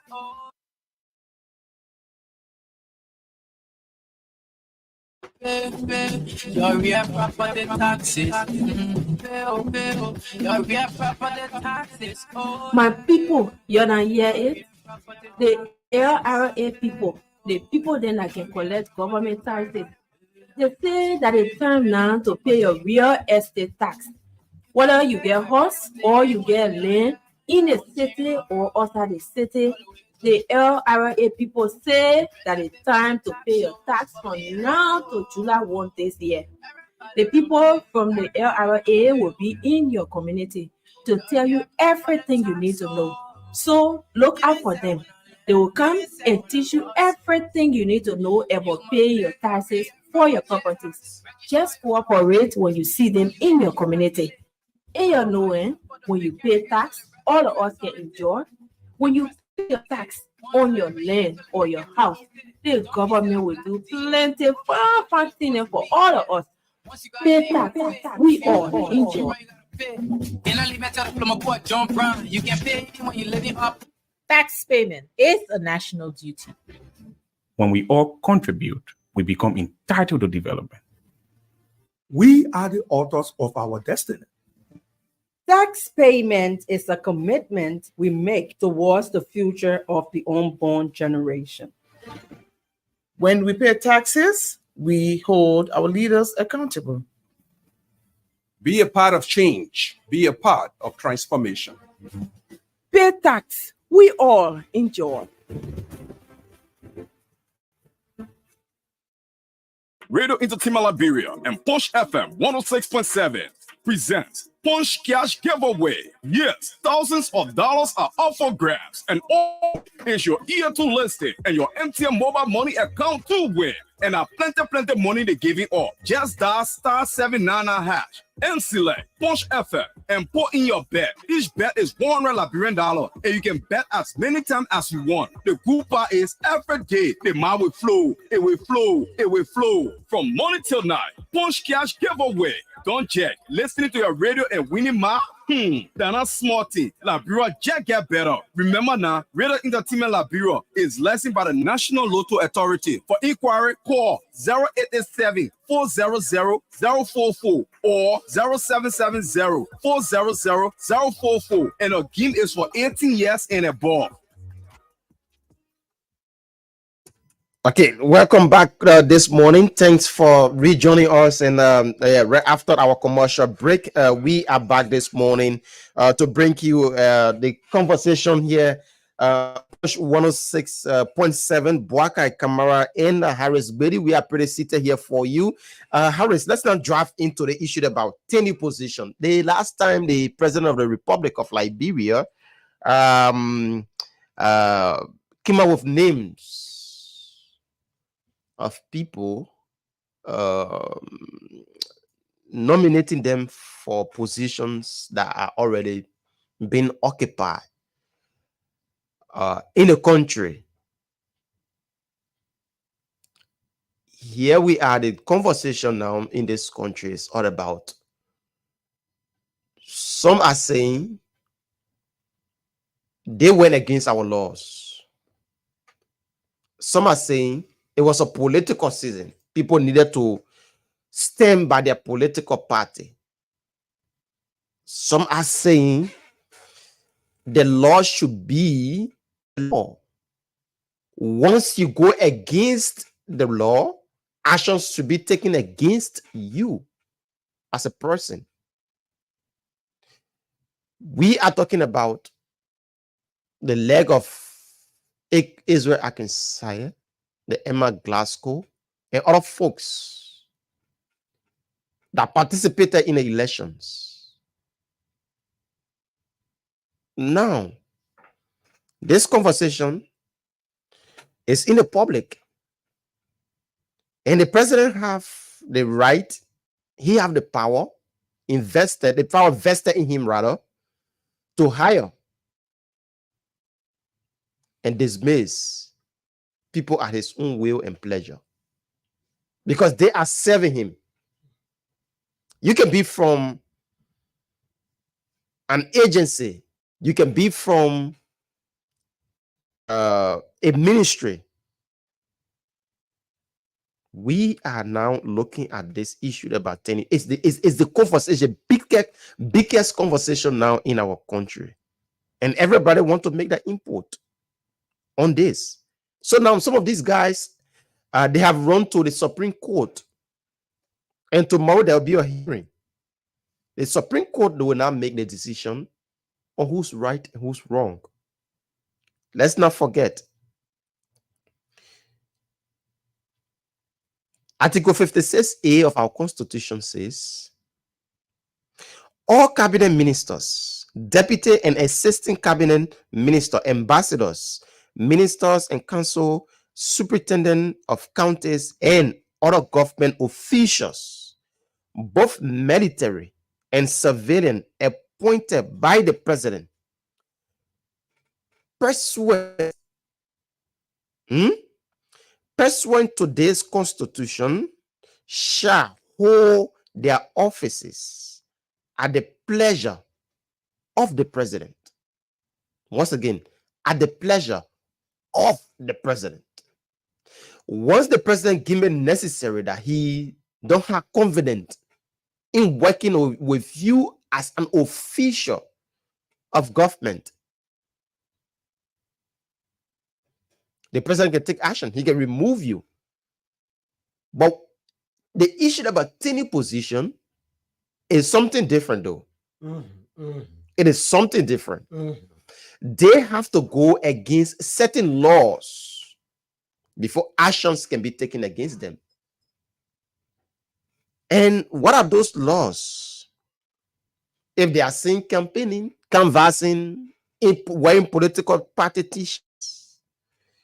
And there's this law also that says it is unlawful for any civil servant employed in any branch of government to use his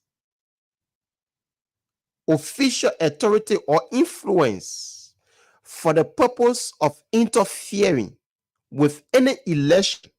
Once again, interfering with any election or affecting the results thereof. No officer or employee in the executive branch of government or in an agency or department thereof shall take any active part in political management or in political campaigns,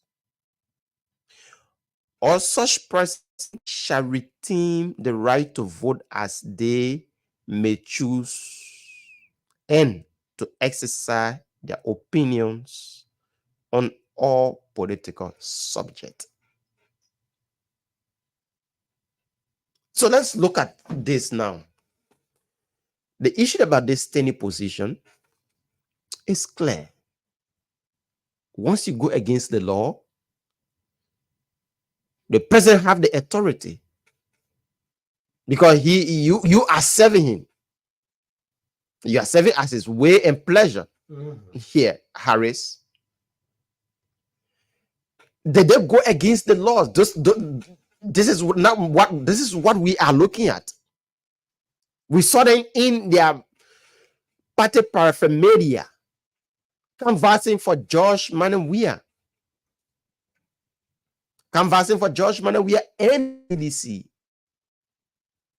We saw them, their pictorials circulating on social media, wherein people that are serving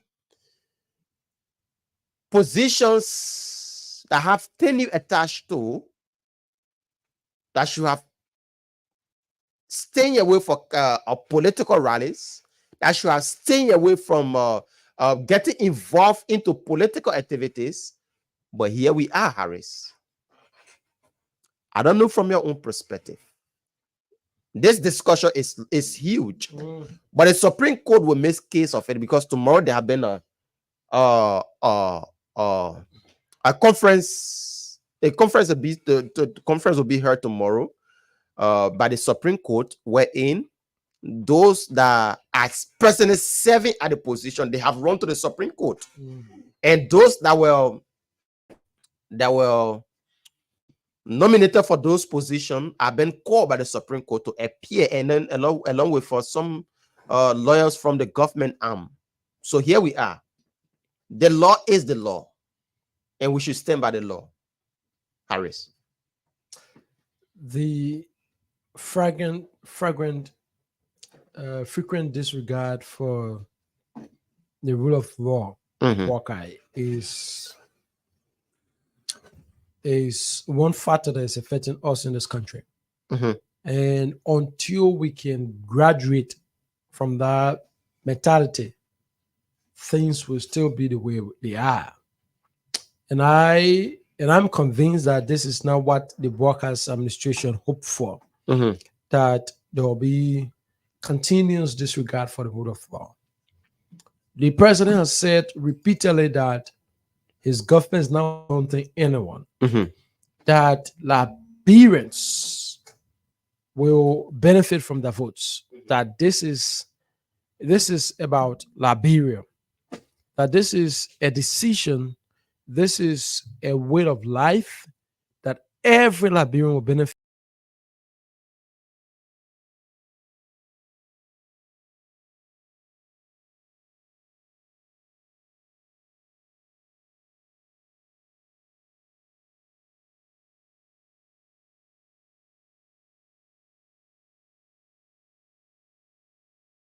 From the resources of this country. But even at that point, what is required is that we must have respect for the rule of law. We must obey what the law says. Now, it's also to a point that they issued about 10 position, Buakai. I think, and I'm sure, and I'm convinced, I'm optimistic this morning that a lot of those individuals were misled. They were misled in the sense that the CDC told them, come and campaign. The party amended. If you don't campaign, we'll take you off your position. Now, that's the first thing. So they did not consider that when you have a 10 position and you decide to stay away from political activities, even if the party threatens you, the party will not take any decision against you to have you expelled from your position. You can be expelled from the party, but you can remain in that position. Now, another thing is that they all consider that George Weah will have been re-elected. Yeah. So it's that you abide the party mandate, you abide by the party mandate, so that when George Weah has been re-elected, you will have another time to serve in George Weah government. So it was on that basis you will see, for instance, Wilhelmina Tah will leave the Ministry of Gender, and come on the field to campaign. That Eugene Namwe will leave the Maritime and come to campaign. That you have all of the different officials will leave from their very offices to go and campaign. Now, those are having 10 positions. They not understood at the time. They don't understand that Buakai, it was a matter of service to the country. That the office you hold, that the office you serve, has specific rules attached to it. They did not consider that. They felt that if you're not praising George Weah, your days are numbered in office. That George Weah will have come back to take over this country. That George Weah will have been re-elected. So it's either you obey George Weah, or when George Weah is re-elected, you be out of the government. Because otherwise looking at you. That's how they went about. So you saw Israel Akisayan at the LTA. And that's what and Israel Akisayan is one of the individuals that when you're talking about 10 position, I wish I had a hand to slap him. I mean very serious. Because Israel Akisayan, and I'm calling his name deliberately, during a campaign period, I asked Israel Akisan a specific question during the CDC prior to the CDC launching, because I was fortunate to cover the CDC during the campaign. Okay. So a lot of them, when Israel was appointed as the co-chair for Grand Bassa County, I think co-chair or chairperson, one of the positions, to campaign for the CDC in Grand Bassa. After that press conference that day, Israel was brought forth to make a statement. From there were questions from journalists. I asked him this specific question, that your office you hold requires that you should not, participate in political activities. Why are you doing so? And what he said, that this is our government. Wow. So the same government that manages us is the same government that make determination for us. Okay. That was Israel Akisan's position at the time. We hope we get a recording. Last night I was looking for that recording because by then I was with my former station. I was looking for that. For that video, but I'm yet to find it. I'll get hold of that video and we'll play on the show. So what happened is that it brings us to a point that some of the guys knew at the time.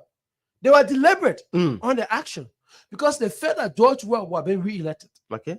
It was they was 100% convinced that George Weah was being re-elected. So there was need that even if there was a need that you did respect the law because George Weah needs you to be at the party headquarters. And it was not about Weah. Weah is out today. I mean, we are not in power. He's not there again. So Diana, you're fighting for a job because some of y'all, the 4 years you're serving, you're lavish out of what they had. Some of you're living, luxury, right? So you're living luxury. So now George Weah is out. You don't get money to manage yourself. So you're kind of people know the kind of thing to Supreme Court running. But here is it. The code of conduct that are using as their reliance. And that's why yesterday I was disappointed in the hospital, especially those various committees that left their offices to go to Emma Glasgow for money. They went. No, why you mean that they went for money? Baka, I'm responsible for everything. No, but you have to tell us what you mean by went for money. They are trying to. I'm getting a point, bro. The guy's mission, they went at Emma Glasgow's NAFA office. You attended. I was part of it. I rode with one of the honorables. Because afterwards we needed to get at the Capitol building. And the conversation amongst them, Boakai, I told you, right? I told you that they also represent, they don't mean business for us. I mean, I'm very serious. So it gets at a point that those in tenure position, the law now, that reliance, the code of conduct that they're using as their reliance, is the same code of conduct that they have violated. That those that they call legislators that make the law, some of them don't even know the code of conduct. Because if a representative knows what the code of conduct says about tenure position, and how can a person that's occupying tenure position be removed, that lawmaker will not be naive to leave his office to go precinct for the appointed official. For the appointed position. I will bring it right back. That Foko Yeke Koluba all presence. That's the question I'm about to ask you, because Yeke will not go. Yeke told Liberians that he's not appointed to any committee. He's not a member of any committee. Yesterday, Yeke telling all that he's a member of Maritime Committee. That's why he went to Emma. Did they receive money? So the guys, there was a conversation that Emma would do the needful. I'm saying this. There was an off-air conversation. After the press conference, when we get out, right, outside the fence. Okay, that's an interview. After the interview outside the fence, Focus said to his guys, I mean, in the open, man, that my man, the woman will do the needful. My man, in our bro, tells us they will do the needful. What didn't he say? Now I'm asking you, Baka, when someone tell you that they'll do the needful, what it means?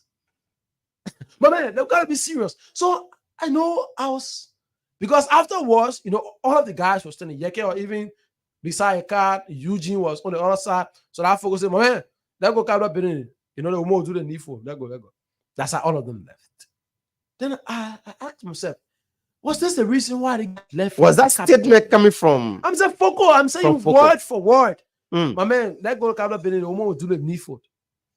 At that juncture, I realized that. So this was the reason why the guys left their office. Because the oversight there is that they had a right to call Emma to play. Watch the video. There is a representative from Sano County. He was asking Emma. He even asked Emma what the reason that staff were protesting. He was asking Emma about a tenure position. Yeah. Emma said she had 2 years left. While the guy was asking the question, Foko left his seat and went to him and spoke in his ear. Right afterwards, that's how the contest meeting ended. Watch the video. Watch the video on Punch TV. You will see that part. Okay. Foko left his seat after the guy asked Emma, say, well, you have 10 position. How many years left? He said 2 years. That guy was the only person now asking the necessary questions. He's a representative. I'm just forgetting his name. I want to be exact. So while he was asking Emma the question, Foko left his seat and went and spoke in his ear. I don't know what he said to him afterwards. They ended that session. But they say so all these things are indicators. Now it also to a point. The appointed officials are using the code of conduct.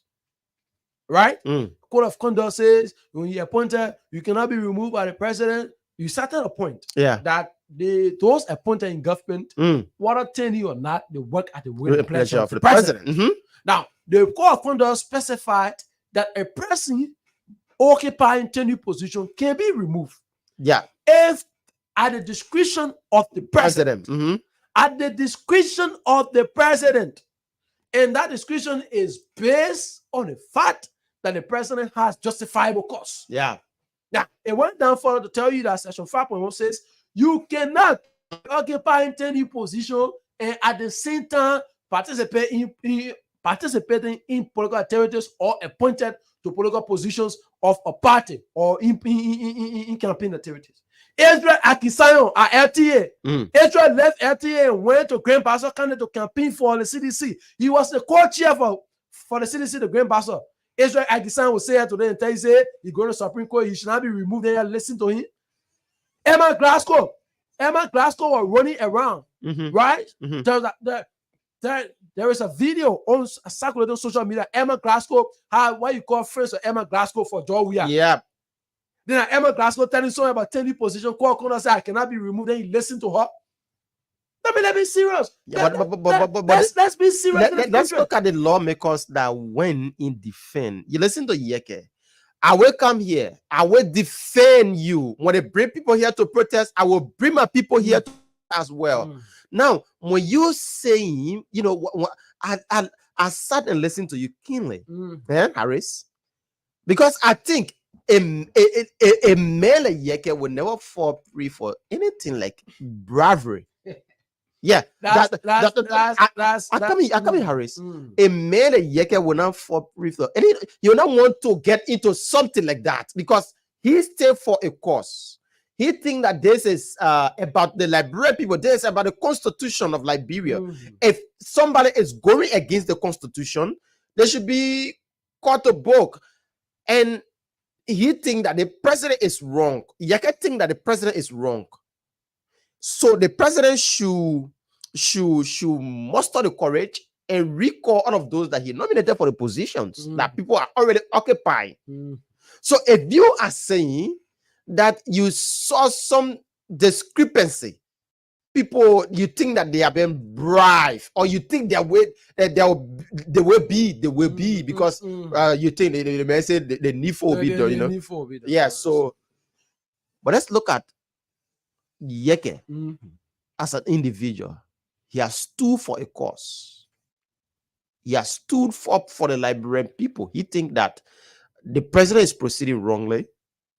We know Frank Foko is from the CDC angle of it. He's doing his political, he's doing it politically. But Yeke, the man like Yeke coming in, I think Yeke stand for a cause. There is a deal they call working silence. You see, Baka, I just don't know. I got to understand that. I just so after we take the sports guy who have this conversation. So we folks, I don't want to. I don't you know, we want to suspend this conversation right now. We take our sports for 10 minutes. Yeah, you know, we want to spice it up. The entire show, we want to spice it up little. You know, when we come back, we have folks. You know, probably by that time our guest is already here. Then we will transition. But this conversation, keep listening. Let's take our sports guy for just 10 minutes. And just 10 minutes. When we come back, we will continue this conversation. It's a deep conversation about this issue about turning position. Harris Berry, Boubacar Kamara, we are here. So let's not cross over to our guy from sports. Okay, so that Edwin Dodo. Edwin, good morning and welcome to the show. Welcome. How you doing, my man? Good morning, Boubacar. Let me say good morning to all of our followers and listeners. Punch 106.7 is great to be here on the Punch morning conversation, and I'm really, really delighted, and it's wonderful that we say sports. This is the maiden edition on the morning program, and we are so happy to bring you all of the top development that we have for you this morning. The Liberia National Paralympic Committee is due to depart the country this weekend for the Tunis Grand Prix in Tunisia. The Tunis Grand Prix is a qualifier event for Paris 2024 Olympics. Pastor Robertson, the Secretary General of the National Paralympic Committee, told Punch Sports that 6 athletes have qualified to represent Liberia. Robertson added that Liberia will only participate in the athletics event, mainly in the shot put, javelins, long jump, as well as 100 and 200 meters. Liberian striker Emmanuel Gono has joined Swedish top league club AAK Solna from Sierra Leone FC Cologne. The 18-year-old son up to December 2027 with an auction to extend. Gono was scouted by Sierra Leonean soccer legend Mohamed Kalon while playing in the Liberian League for Moscow FC, which is now FC Cologne, Liberia. The Sports Writers Association of Liberia is saddened by the death of its former president, Henry Flomo. Flomo died on Sunday, February 25, 2024 in Ganta, Nima County. According to multiple sources, he collapsed at the Jackie's Resort in Ganta, where he had gone to facilitate a workshop. He was pronounced dead upon arrival at the Ganta United Methodist Hospital on Sunday. He served as SWA president between 2002 and 2004. Under his leadership, SWA launched its first newspaper, The Voice of SWA. Flomo worked as communication director at the Liberia Football Association before ascending as an executive committee member between 2018 to 2022. He was a sports reporter during his days at the Liberia Broadcasting System. Prior to his death, Flomo served as communication director at the National Elections Commission. Outgoing SWA president Kuruba Zeze, who is his mentee, described his death as an irreplaceable loss to the institution. FC Cologne Liberia has been sold to former Liberia Football Association Vice President for Operation Antonin Kaseku. Originally known as Moscow FC, the club was renamed FC Cologne last year after majority shareholder Charles Masalet announced a deal with Mohamed Kalon, co-founder of the fund. FC Fasel has promised to transform the club to an admirable level. Ko said he has been concerned about the development of Liberian football, even while serving a 7-year jail sentence in the United States of America.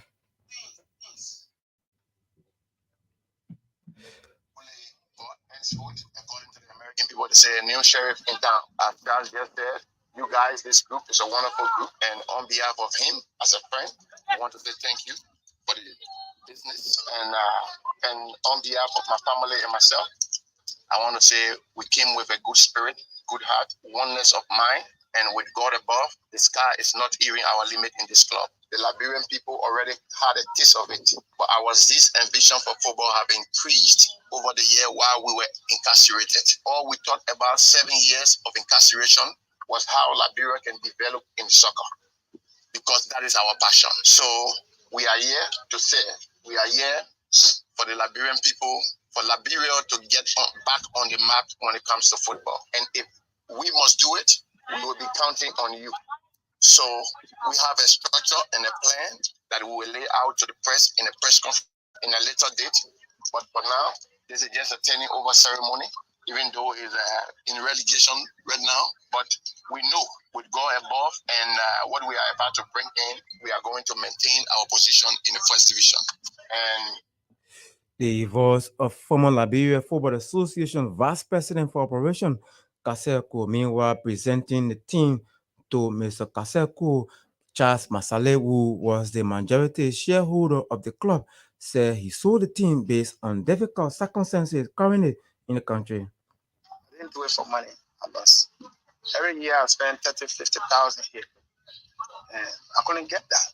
Even 2 months, I couldn't get 2 years, I couldn't get that. For what, 18 years, 16 years, been here. So it's about you guys. It's about all the complaints. This is not working, this is not working, this is not working. I take some of the responsibility because I have a fundamental role to ensure that everything that's supposed to happen for a football club will happen here. But the situation in our country cannot allow us who love football to support football the way we ought to support football. All of you are like my children. Some people been here with me 12 years.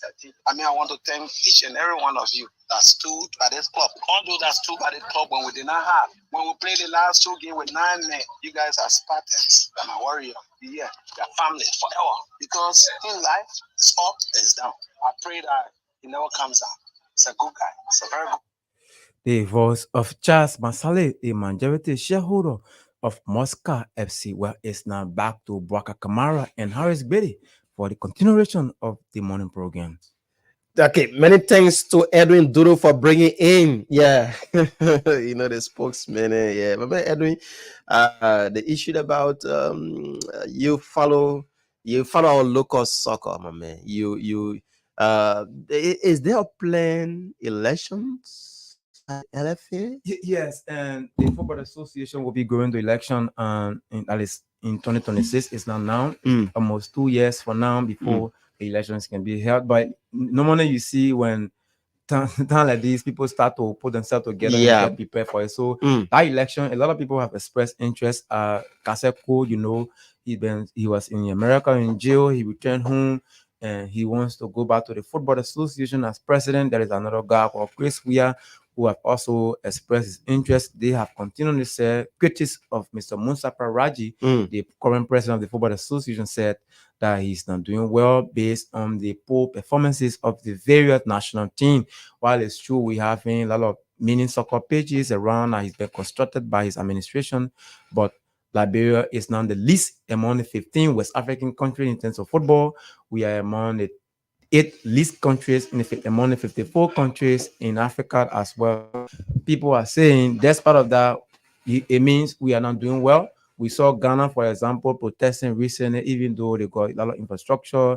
They are doing extremely well with the football, but they went to the Nation Cup. They could not pass the group stage. It became a huge problem in Ghana as well. So the guys are saying Raji is doing well with infrastructure, but national team-wise, we are struggling as a country. I just learned a new one, Boakai, that I felt that the LFA, the footballing president can be an appointed position. No.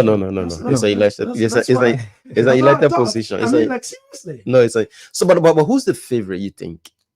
As it stands, and the incumbency in Africa is normally huge. It will be difficult for anyone who wants to defeat Raji to take him from there. Because, but Raji, I think this is his second term. But can you go above? A lot of protest action of recent against Raji. All of these people could somehow affect his chances. Yeah, it could be, but like I said, it's football politics. So Braga is a 3-turn. Okay. So you can go at least 3 turns. Okay. So he has the opportunity to go for the 3rd turn. Like you said, election is always held. Every time election comes around, all of the critics are finding every means possible. Raji himself was once an opposition. He also led a lot of protests against the likes of Sumo Esoto Wesley, and she was removed as well. They brought on Musa Bedete as president. Now he succeeded. So it's normal football politics in Africa. So you see a lot of protests. But again, like we said, the football election is not like the general election. Is something that can be easily manipulated because you have less than 100% voting. Okay, thank you so much. 50% voting. Thank you. That's our sports guy, Edwin Dodo. Edwin, thanks so much for coming in on with us this morning. So, folks, we're trying to bring our studio guests. Like we said, we started with the conversation about the issue about tenure. Ambassador Jimmy George. He's a vice chair for planning and research at the Economic Freedom Fighter of Liberia. He will be joining us. But Harris, we were in flight, but we thought it wise in letting folks know that we needed to take our sports break. Yeah. So you were pushing the same issue about the lawmakers and how they are not in our interest. Some folks are even saying it on the last few. They are talking about, they are expressing. Broker, I said this initially, and I'm saying this again, that a lot of things can happen in this country, but a lot of things were not happy in this country because of the lawmakers. Okay, a lot of things can happen in this country, but a lot of things were not happy in this country because of the lawmakers. My man, the guys, there are two ways to carry themselves. Now, the first is the issue about partisanship. It happened with Prince Johnson. When Prince Johnson was removed, why you think the guys then went, then go at Prince Johnson to go acquire from him? As to what are the reason why they get, the women are protesting why not? You know why? Because they considered that Prince Johnson was supporting the Unity Party. They considered Prince Johnson, the army chief of staff, the former chief of staff, was supporting the CDC. The Unity Party. That's why they considered. So that's why none of them felt the need to meet Prince Johnson to ask him what are the problems the army wives were protesting or what have you. It reaches Emma Glasgow town, right? Because she's the CDC. She campaigned with the CDC. She supported the CDC. So they felt the need to pay it back that way. Now, they come into force of Yeke Koluba. I mean, there are several recordings on the internet we have in our possession. Yeke said he's not part of any committee because the committee there can take bribe. Yesterday, Yeke confirming that he's a member of the maritime committee. So it means he's taking bribe now. But you want me to say when the thing, then 1 minute mentally he part of anything because the man take bribe. The last minute mentally say he part of it. That's the first contradiction. So people only survived in this country. The politics in this country is that you present yourself to be that kind of advocate. Okay, right? You present yourself to be for the people. Now, the next thing that happens is that everyone sees you to be the righteous man. So when you portray yourself to be the righteous man, but the more time you get eaten, because everyone want to rub shoulder on you. So you get the high you get behaving, you get present himself to be that tough guy. So because the man is tough, everyone thinks. Listen to Emma commendation to Yeke yesterday. Listen to Emma commendation to Yeke yesterday. She said, thanks for kind of thanks for coming to my aid. Like with you, I see you, I'm satisfied. So everyone feels that Yeke, once Yeke is supporting you, once Yeke is there, you will succeed. That's how the thing of it. Once Yeke is there, you will succeed. So Yeke now say, oh yeah, I'm a member of this committee. So I was like, 1 minute and then say, you are not member. Okay, well, so now we have our studio guest here with us this morning, Ambassador Jimmy George, Vice Chair and Research, Economic Freedom Fighter of Liberia. They came up with a statement on yesterday. Mr. George, welcome to the Punch Morning Drive and welcome to Punch FM. Well, thank you so much. This is my debut since I returned to the country, following a long period in the to some academic activities also. When I was coming this morning, there were a lot of talking points when I was following, ranging from the war and economic code, and talking about the East African countries and the populations. You doing some competitive analysis regarding Liberia. I was just wondering, I said, but this is us, the Economic Freedom Fighters of Liberia. So let me recognize our CRC, the president, Emmanuel Gongwe, who is considered as the father of Liberian politics, a political scientist. We are feeding from a fountain of political knowledge and wisdom. Also the chairman, Steve Koluba, who is now the Deputy Minister for Manpower and Planning at the Ministry of Labor, Designate. The Economic Freedom Fighter itself has been a political party. You know, we began as a political pressure group, a movement after the defeat of Ambassador Joseph Boakai in 2017. And we knew that Liberia was turning on a dangerous path. So we needed to come under a specific umbrella to pressure the defeat of the regime, the past regime, headed by soccer legend George Weah. We know that he couldn't have done anything well, and all of our prospects and our predictions came to reality. And today we have a more mature, serious president now in the executive mansion. That's what you think. It is. It is. You know, first time in the history of Liberia for any sitting president to do a job stakes. That's excellent.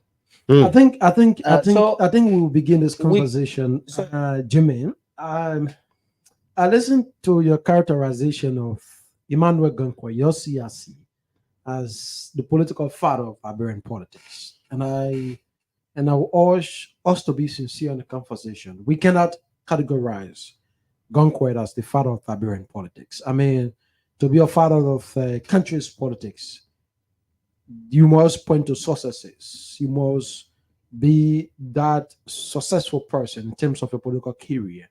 You must be that person that have been tested and proven and pass all of the tests and everything. I think Gongwe has not reached that level yet to be categorized as the father of Liberian politics. Remember, this is my judgment as an institution. Just also remember that the alliance that actually supported the current president, the Economic Freedom Fighter, headed by Emmanuel Gongwe, that political party was party that ever gave the support and came publicly and said, no, we cannot feed a presidential candidate in this 2023 election. We'll give all of our support to Ambassador Joseph Newman Boakai. And then, single-handedly, the Economic Freedom Fighter is known, follow the Soviet day of the inauguration, on the team protecting of our votes. The Economic Freedom Fighter was the only political party protecting our votes. And you are saying the different strategies that was employed and wisdom from our political leader is now considered as a father of Liberian politics, setting the country on a smooth path now to democracy. Well, I don't want to delve more into that because I was here for a specific reason. We've been following from the angle of the Economic Freedom Fighter, the constitutional debate. And that debate ranging from position we consider to be 10 new positions. Laughable, honestly, to hear folks from the drowning CDC, because in the next 1 year, based on the performance in which we believe of Ambassador Boakai, the CDC will be demised. To be questioning the constitutionality of the president. So I'm wondering, who are those folks doing that? Remember that this is a party we talk about, the CDC that lacks moral. They don't even have the political minds as we speak. They are lawless. We all witness that regime is a regime of lawlessness. You see what those that were those appointees before from George Weah. You know the layers of Moluba Molu, which is the chairman, and still the chairman, Jefferson Koji. Those are lawless characters. The Eugene Namwe goes on Facebook eating food when the people are in porridge. That's lawlessness. But do you think the president, immaturity? You know, they actually govern the state out of good governance. And we all know we are witnesses today. But let me just say that the intent, you know, I'm not a lawyer, okay? But let me say that for each law or act or statutes that have been maybe enacted by the legislature, there is something called, it has a spirit, it has an intent, and also have a text. Lawyers actually know those things. Okay. And the spirit behind 10 new positions that was enacted into law by the legislature was to provide more independence in terms of decision making of those who serve in those positions. You know, try to avoid any political. So, so that's why they give them the time to serve the Liberian people without interfering with any political party, any political or establishment, like campaigning, moving from here and there. Do you think that's what the 10 position was established? Yes, it was established to provide independence in a decision making, like I said. Now, well, we witnessed something on the contrary. You know, we saw those people who occupied, some of them who hold on to these 10 new positions. They were involved in the political campaign. And what that, I think I think they were greedy, let me just say, because of the desire for wealth. So they actually undermine the position of integrity. Remember, when you're serving in 10 positions, a position of integrity, you undermine that by getting involved into political activities, seeking wealth, and they were very unpatriotic, meaning that they were focused more on serving and worshiping. They were trying to protect their job. They will focus on the code of conduct. What the code of conduct says. The code of conduct says in part 5, we focus on the exception of political activities. Government officials, civil servant. Government officials. While we're talking about that, but let me just say that honestly, the code of conduct in which we are talking about has become a toothless document or a useless document. I can say from the angle of the Unity Party, from the angle of the Economic Freedom Fighter. I can say to you that the code of conduct has served no purpose. You understand? From the purpose, we said the intent was to provide independence in the decision making those who serve in such positions. Okay. Yeah, but they have served no purpose.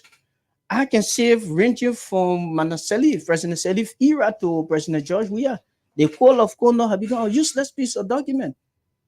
And I want to say that Salif did that. She has some evil intention. I can say that. You know, the evil intention was, you know, that during elections period, those who are within the executive want to vie for political office.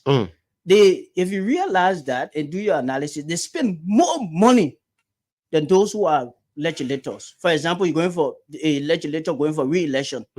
He doesn't spend money as compared to people who are vying for public office. I give you an example.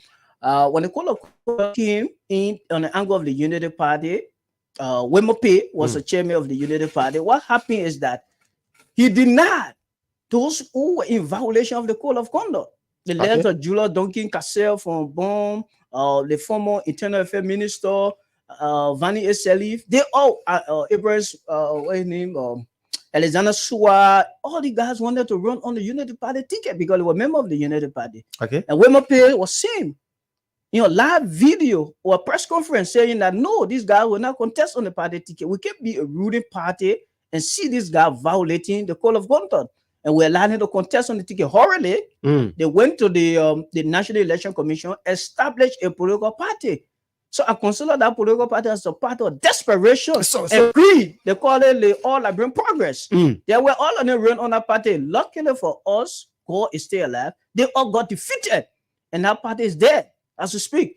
So we are saying now that if these people who are loved, who consider to be that say as 10 in 10 position are seen violating the very code of conduct, we consider that code of conduct to be a useless document. Okay, so that you have been told by probably the hierarchies of the CDC. That's stand, I want to get this from you. Do you think that you have been told by hierarchies of the CDC that you are going against the code of conduct, even though we are now serving, we are government, we are serving the Liberian people, but we don't want you guys participating in any form of elections to avoid future embarrassment, as we are saying today? Do you think that's what folks from the CDC should have told those serving in any position? Is that our concern? Our concern is for them to make mistakes, so we can capitalize on the mistakes. And definitely they make no mistakes. I'll give you an example. If you can recall, last Economic Freedom Fighter sued George Weah, like in violation of the code of conduct. The case went to the Supreme Court. What did the Supreme Court do? The chamber, they ignored the case. So at that time, we even branded the Supreme Court as a political chamber. Because they ignored the case. We want that President Weah not to participate in the election for violating the code of conduct. So these are some of, let me tell you something. The code of conduct itself, if you just look at the document, it's a very good document. It's a very, very good document. International partners, taxpayers of other countries, they invested so much money on the framework of that constitution, on the code of conduct. You understand? Through the governance commission. Now what is happening now is that I'm ready. I've been a bit quiet, listening to the conversation, the line of conversation. But at one point in time, saying the code of conduct is a useless document. It is a document that lost its taste. At one point in time, you from the EFFL using the code of conduct as a reliance as to why you sued George Weah at the time to the Supreme Court. So one is considering at what point in time did the EFFL realize that the code of conduct is a toothless bulldog? Is a toothless document. It is a useless document when it was the same document you stood on as a political group to take the president to the Supreme Court. Because since 2017, before even the 2017, let's say around 2016. 2016, you realized that the code of conduct was a useless document. Because it was the same code of conduct you took to the Supreme Court, you took George Weah to the Supreme Court on. Excuse me, what I'm saying is that the reason why we even took George Weah, because the violation began from Manasseh Leaf. That's why we say it has some evil intent. But Manasseh Leaf to buy certain government official you couldn't have used that document instead. Chief, Excuse me. If you look at the code of conduct from the governance standpoint, it's a very good document. You bringing this document, but this very same document has been undermined by President Salif. So you bringing this document has been useless. But you want because they have been undermined. You said since 2016 the EFFL realized that the document has been undermined by Sadiq. By President Salif, it was also undermined by President Weah. It became a political document. It becomes useless since 2017. But your EFFL of last year used such a document to take George Weah to the Supreme Court. So then I'm asking, what's the essence? Then it shows that at one point in time, you saying the document has no need to be in our politics. The next moment, you're using the document as from the angle of the economic freedom fighters of Liberia, the document now has served no purpose. That's what we say. It's something that served no purpose. It becomes useless. So what I must say is that the reason why we characterizing it as useless document because the document has been undermined by past presidents. The President Weah, you shouldn't have and President. You shouldn't have used it at the time. Why you couldn't have used it? Because I'm saying you need to understand my point. I'm saying if you look at the document from the governance perspective, it's a good document. It's a good document from the governance perspective. It becomes useless when the sitting president who should be implementing these things have undermined it. So that's why we told them to and say, President, this document is a good document. But you have undermined it by making this document to be a useless document. It was on that same document you stood on to take the president to court. Yes, because we say from the governance perspective, it's a good document. President, at that time, George Weah, he undermined it. So because of that act of undermining the good document we're talking about, that's why we're talking the court. What would have happened if the EFFL have won the case against the president? This against the same document you branded as being useless. The document as useless, you stood on it You use it as a reliance. Take the president to court, and the president and you want on that document. Will you still be trusting such a document? I hope you're understanding my conversation. My conversation has been, if you look at the code of conduct from the perspective of governance, it's a good document. But this good document has been undermined by President Sirleaf, which have branded it as useless document. Also, it has been undermined by President Weah, the former president, in which we also consider it as a useless document. Okay, right now, the document, if you look at it from the perspective of Joe Boakai administration, we recommend few things for amendment within the code of conduct. It's a good document. You understand? Now, one of the things we said that, and we want to clearly say that the legal advisor to the president is not doing him well. Councillor Buchunu Keita, he's not doing the president well. By telling the president to eliminate all tenure position, we say no. The angle of the Economic Freedom Fighters of Liberia said no. That's a wrong advice. And we also said this, if the president listens to him, it could damage his a high-end international credential when it comes to the rule of law and transparency in public service. That's what we have said. So don't listen to him. The reason why we're saying that, you have institutions, okay? You have the governance, the governance commission. You also have the law reform commission. So those two people, entity can work together along, even with the National Bar Association. We have the Bar Association. Now, if they work together, they can make some amendment within the code of conduct to meet today's reality. That's what we are recommending on the angle of the Economic Freedom Factor. So we are not saying that the tenure position should be eliminated. No, they can stand. But we want to suggest that you see, in Article 54, when I was sitting and listening, Article 54 gives the president the power to nominate.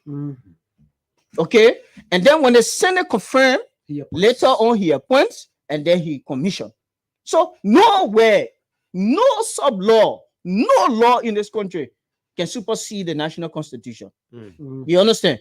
You go down to 56 of the same constitution, it talks about those people who serve as a will and pleasure of the president. So how can we all here reconcile this? So what we are suggesting to the national government, and we can also provide legal experts, because within the institution we also have. If the president needs that, we can provide those legal experts that can help. Work with the Law Reform Commission, work with the good governance, work with the National Bar Association, so we can create something. And here is a suggestion for the Economic Freedom Factor. One, we can reduce the tenure position to 3 years. Yes. So if you appoint anyone to the fishery, the person goes there for 3 years. After the 3 years, if the person is working at the will and pleasure of that president, they can renew the tenure for another 3 years. In Kenya, because I did my schooling there, the presidential term is for 5 years. In Liberia, our presidential term for 6 years. So if you have 3 years, it's six. It's six. So it will not create this bottleneck in the constitutional debate that we have today. So if you appoint me now to LTA, for example, I'll go for the first 3 years. If I work at the will and pleasure of the president, he has the right to reappoint me. And I go for another 3 years. So by the time the president is leaving office, all of you guys will leave. We'll leave office along with. That's a spirit of good governance. That's why the Economic Freedom Fighter is suggesting that is a spirit of good governance. Another thing is that we want to focus on is, like you said, democratically. So that portion should also be inserted as an amendment. That if the government you serve in is defeated in a democratic election, automatically the legitimacy of that your tenure position comes to an end. Yes, that's what we are suggesting. We couldn't be here today like the president is violating the president is violating this. What is the president violating? It presents a national conversation. Part of some of the We just I'm coming. coming. Some We of the suggesting reforms- this thing to some of prevent the issue about compensation. Because that's the thing. The legal advisor say eliminate the tenure position. Those who have evidence for or own that was seen violating the integrity of those tenure position, we should eliminate them, relieve them of that position without compensating them. But for those that were not involved into political activities in violation of 5.1 of the Code of Conduct, They should remain. we should create compensation for them, and they also should leave. Why are you wasting taxpayers' money and letting it so easy that we can just amend the laws? George. So why we have to listen, George? The conversation is a national one. It has to meet the legislature. I mean, there will be dissenting views, especially now at the time that those officials that occupy tenure position, a majority of whom are members of the CDC. The legislature hosts seditions in majority. I'm considering that conversation of yours, those recommendations. Aside it going to the Bar Association, the Law Reform, the Governance Commission, it has to meet the concern of the legislature. It presents a bottleneck to those amendments that the legislature will consider several factors. One, those individuals' alignment with political parties could be one of the reasons why the government is deciding on those decisions. So I'm saying that if those recommendations meet the legislature, it will be a very, very serious challenge for them to pass through. The president cannot do it altogether unless he receives the support of the legislature. I mean, are you considering at that moment where you have a legislature that, especially the House of Representatives, majority of whom are members of the other political party, and such a reform will be affecting their members in the various positions? Let me just say this. I was wondering last night when I heard that.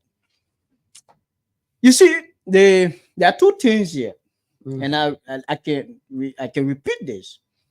There is no law in this country that can supersede the national constitution, and that's exactly what the Code of Conduct is doing. A tenure position, the legislation is doing. I give you the example here. You know, the Constitution, the president, the authority, like I say, in Article 54, Article 56. Then when you come again now to tenure position on the act, it restricting the authority of the president. Can you see that there's a conflict there already? That the Economic Freedom Fighter now is suggesting to President Bouaka now, I want to say this. This is the official statement of the Economic Freedom Fighter now, that the president should dismiss with immediate effect all those holding tenure position without compensation. Yes. Tomorrow it could be the EFFL serving the Liberian people, and they wanting to retain their officials. Should such action be taken against them tomorrow? But honestly, my brother, for the initial start, when those guys become just wearing party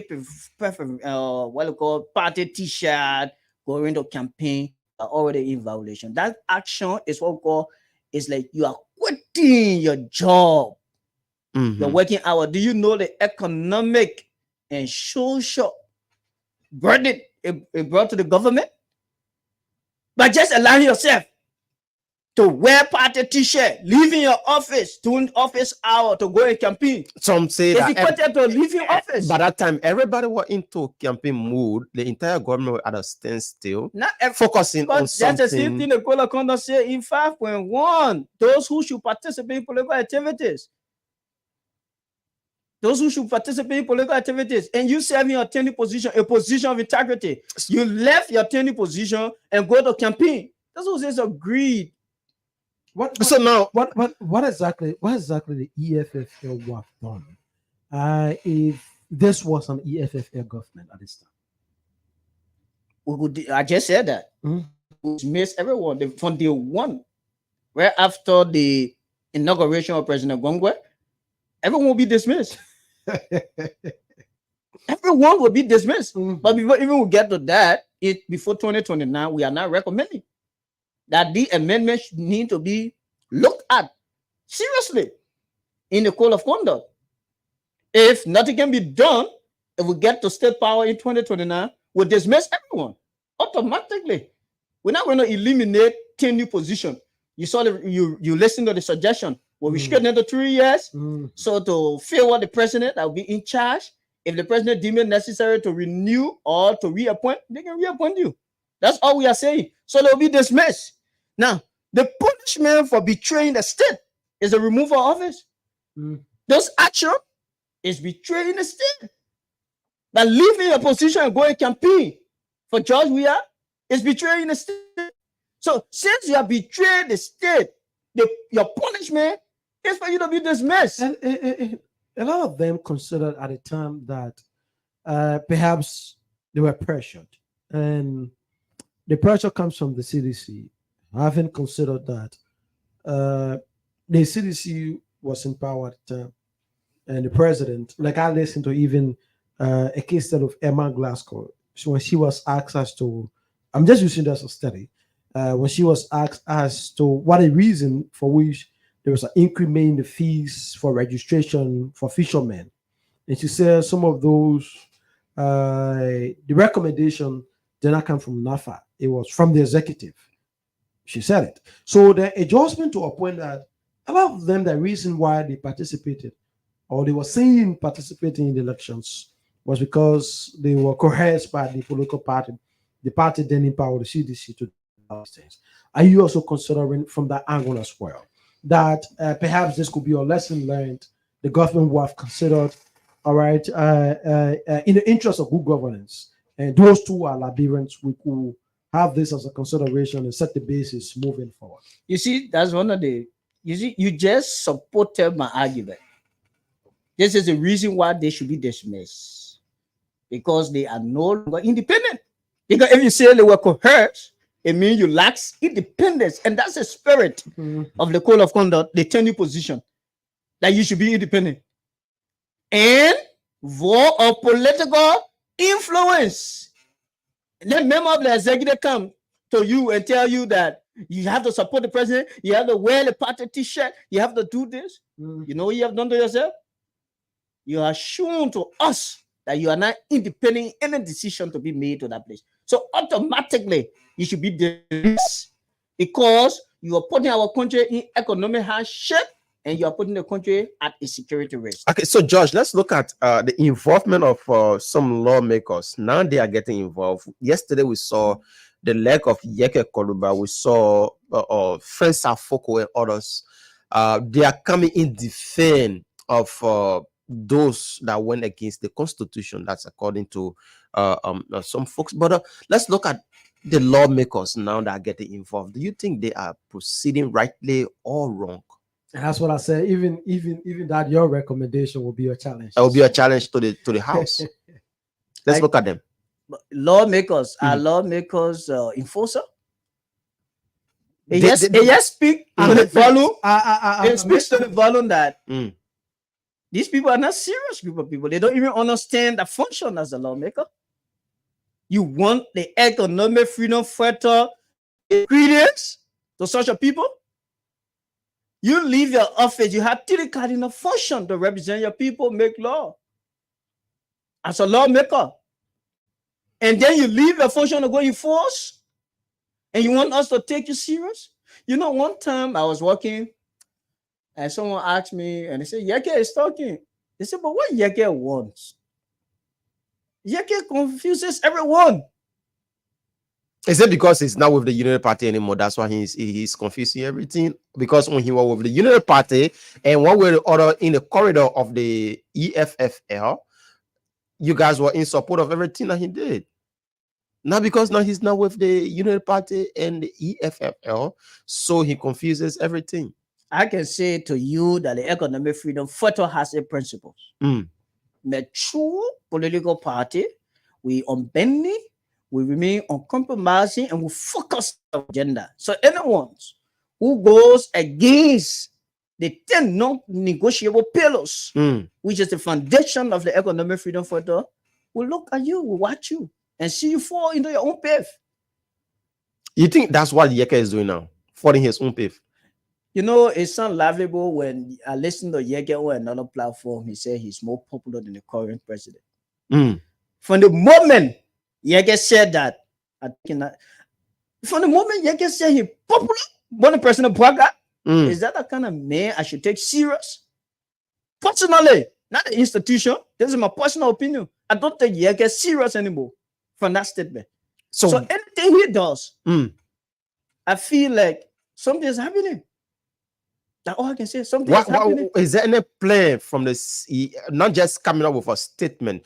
Is there any plan from the EFFL on the issue about this tenure position? Are you guys going to engage other, sector of government, most especially the judiciary? There will be a conference here on tomorrow between those that are serving a position now and those that were nominated for those positions by the Supreme Court of Liberia. Is there any other plan? Are you guys going to reach out there tomorrow? Is there anything from this EFFL on tomorrow? No, for now, no. What I can say no is that decision, whenever you see there's a release or statement, they are done with the consent of CRC members who call the Central Revolutionary Council. We have to have that emergency meeting, come with a position. So for now, we don't have a position. The only position we have is what we released yesterday. That's saying that the president should dismiss all those holding position immediately with all compensation. That's our position statement. Moving forward, we're going to reverse to our CRC meeting and make a decision on the way forward. There is a likelihood that the president will consider your recommendation on the need of dismissing those occupying tenure position. But on the issue of your recommendations in terms of reducing the tenure position from 4 to 3, so that it fits with the current president and other recommendations you are preferring, I'm seeing it to be an extremely very, very huge tax that the president cannot do. That it has to be with the consent of the legislature. These are individuals you think that they are a group of unserious people. I mean, I'm saying it. No. I did not say a group of unserious people. You said they are unserious. No, I'm saying those that went to NAFA. I'm saying they are not. But regardless, the case is that your recommendations on amending the law so that tenure positions be 3 instead of 4, so that several recommendations you present to the president. I'm seeing it to be a very, very huge tax that the legislature will have to amend these laws. Are you trusting that the legislature, the current breed of the legislature will have can go by what you recommended? Yes, I can see. The reason is that you see, I don't want to underestimate the power of the president.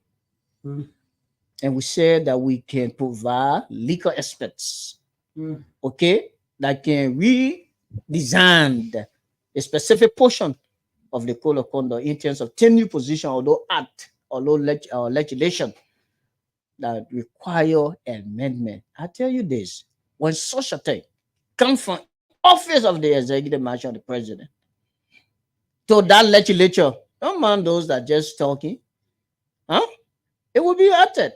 It will be passed. I can tell you that. Trust me. We know those people who are there. There are a lot of serious minded legislature in a place who understand that they don't want to get into the constitutional debate in terms of tenure position. Now, I'll give you an example. If you have someone who is serving and then are being appointed to a specific position and goes to your office and meet other people who are there, do you know the risk it takes if these people continue to remain in office, who were brought in by CDC and they still have connection to CDC? Do you know how many documents will be leaked? And that act is undermining not only the office but the entire government. So you expect us as a government in which we, member of the alliance that supported this government, to come to power, to sit and watch. So you guys will not allow it? To allow these guys to undermine the government? You'll not allow it? We can't. That's why we are calling on President Bouaka now Mm. to dismiss all those. Does the president listen to you guys? We have unhindered access to the president. I can tell you that. Unhindered access to the president. The question He was, listens. okay. Does the president listen to you guys? He listens. Okay, we have to take calls because we are running with time. So, folks, the phone lines are open. 0778 665 699 0778 665 699 0880 561 644 0880 561 644 are the lines that you can call. We have Ambassador Jimmy George, Vice Chair for Planning and Research of the EFFL. He's live in our studio this morning. We are having a border around the same thing. That's the 10-year position in our country. So make your contribution on this morning on the show. That's 0778 665 699 or 0880 561 644. So, George, we are gradually, since the guys were nominated to the positions and people are still serving. You listened to Emma Glasgow yesterday. She said, I'm not going to resign. I will not resign. There should be an investigation conducted. And if I'm found guilty, that's the time I'll resign. But for now, she believed that people are backing her, lawmakers are there now supporting her, so she thinks that she's not going to resign, and that's creative problem. Because if she's left as that position and don't want to work with a person that he don't have confidence in, or he don't want to work with a group of people that he don't have confidence in, it becomes a serious problem and setback to this government. So what do you make of her position that she's not going to resign, no matter what the situation is? Usually we have a saying that says, when the small shame is better than big shame. It's better than big shame. So on this platform, I want to honestly advise her to just resign instead of her being dismissed. Yes, I can tell you for sure she will be dismissed if she remains. So she will run from court to court. And see whether the court, any court here, will undermine the authority of the president. That's what we want to say. She will be dismissed. She's doing what we call showmanship. She's playing her last game, showing her face. She's trying to buy sympathy. And who are you buying sympathy for? The majority of the people who voted for the president and they want him to succeed? She's shocking. She'll be dismissed. That's what I can say. And it will create tension in the country, because if you want to do it forcibly, she have her supporters. She's from a party, the CDC. They will stand and say no, she can go. That as it is being seen now by a few lawmakers from the CDC, they do have their supporters. Don't you think it will create tension in the country? And creating tension in the country may scare investors away. We should be looking at that also. We wait to see whether the former president will leave France to come back. They will get speak to that. So if the Supreme Court come out with a decision and telling them to remain at the that reason position, I talk about former president will come back, the serious not considered to be any serious political party in the absence of President Weah, the former President Weah. So the last time I was on the ground of the Capitol, and then I saw Jefferson Koji. Let's be honest, as one human being was not beyond Jefferson Koji. One human being. Yeah, probably he decided not to carry anybody with him. Chief, I know those people. Moluba Molu, Jefferson Koji, the role is seen. What was their mission? I think they went to meet with one of the representatives. Yeah, probably they went on a private. No, in the public. You go to someone public office, you say private. Private going to their homes. They can decide to carry people with them. No, Chief. When those people used to get on the ground of the Capitol, you see the murmur of crowd. So what do you sense? I am saying that they have lost the taste of bringing this government to its knees.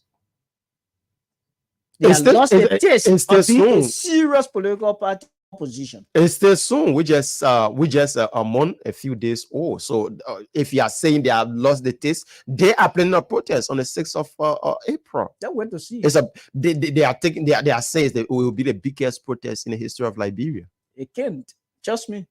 The Liberians people are not fool. They are wise people. The country is getting on a path. The country is recovering from all the money, those stolen wealth. The government people are thinking now how the government is thinking how you can raise revenue to open the employment for civil servants that they have put back on for now. So people are thinking in this direction. The president is still trying to complete his appointment for government to sit well. And you say protest? Who's going to go to that protest? Few hands. The protest will not even stand, my brother. They will not stand. That's what you are saying. I give you an example. I give you an example. You know that CDC called for a retreat of recent?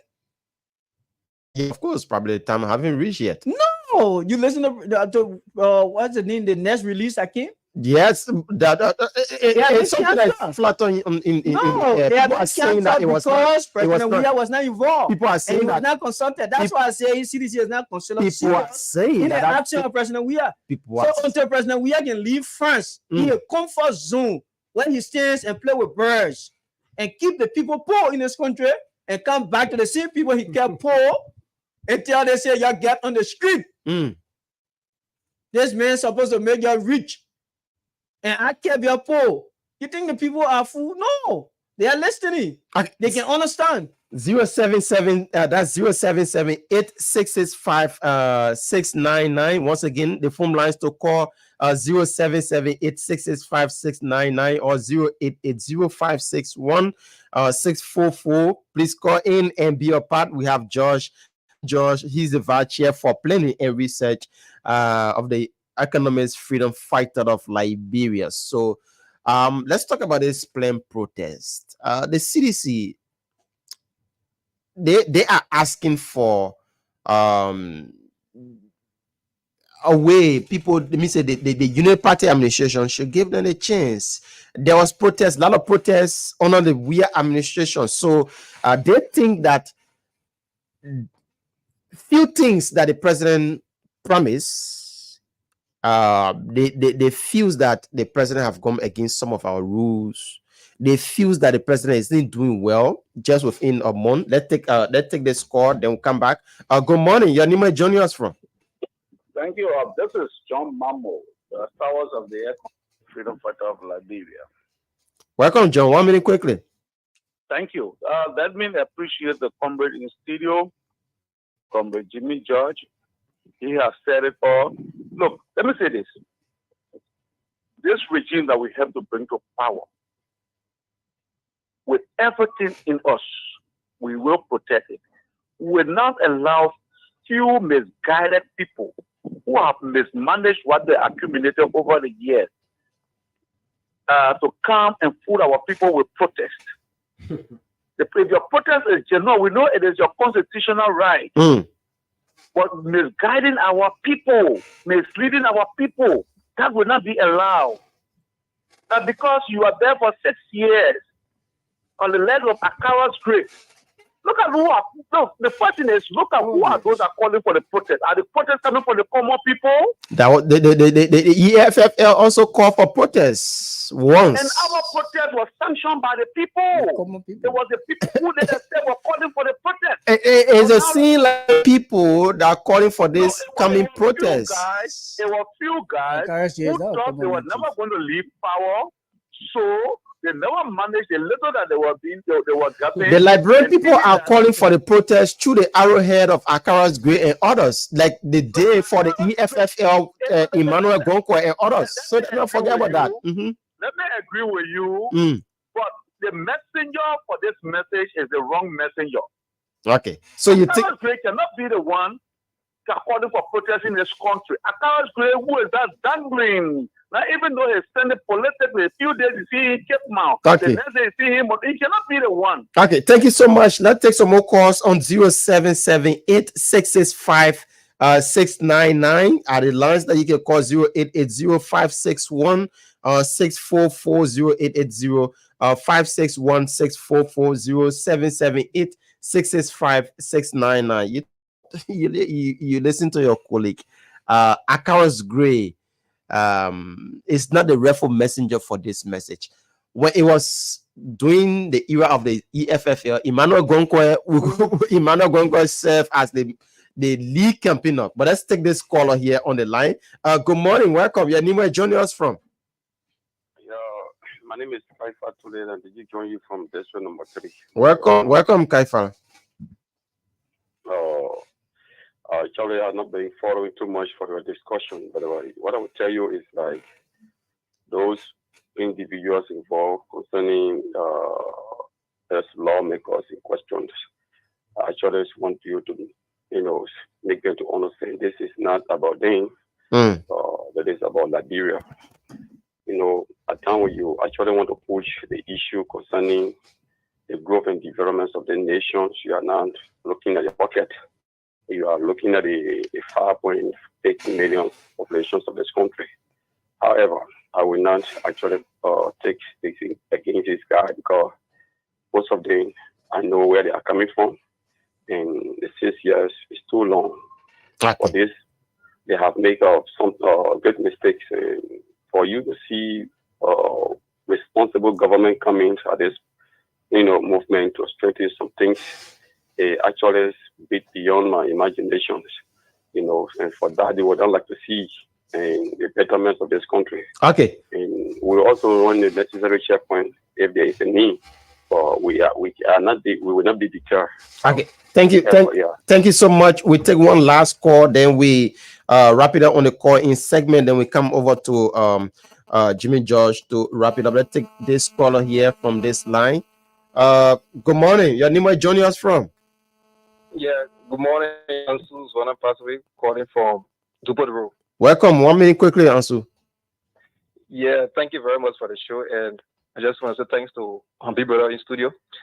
But on the issue of the tenure, I'd like to slightly disagree with him on his point, because he made mention of the Constitution giving the president exclusive power to appoint. We agree. But Article 89 also gave the lawmaker the power to establish agencies.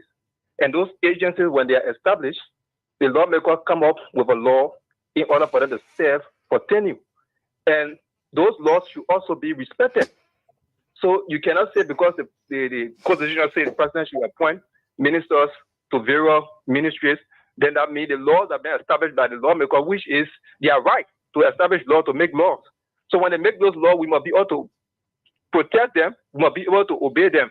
And this government was one of the governments that is the issue of taking tenure officials from power in the Weah administration. So now in their arrest, they have the rule of law. So with this clear indication that they are moving out, taking tenure officials from there, it shows that these people, they are not really coming up to support or protect the rule of law. Because when you speak about rule of law, you should be able to protect all laws within our country. And those laws does not go against the Constitution, because the Constitution gave the right to the legislature to enact law. And they came out with those institutions, that is the Bureau Agency, and told them that the head of those agencies will serve in a tenure position. All right. So those tenure positions should be respected. They should not be taken from there. All right. Thank you so much. We take the person for just 30 seconds. Good morning. Welcome. Your name, where joining us from? Good morning. How are you? Doing pretty well. Yeah, I'm Lawrence Spencer and I'm in Johnson. Lawrence, welcome, my brother. Yeah, thank you. The discussion is, for me, I think I'm very important for putting at this time. It's necessary in the sense that more there, I see this of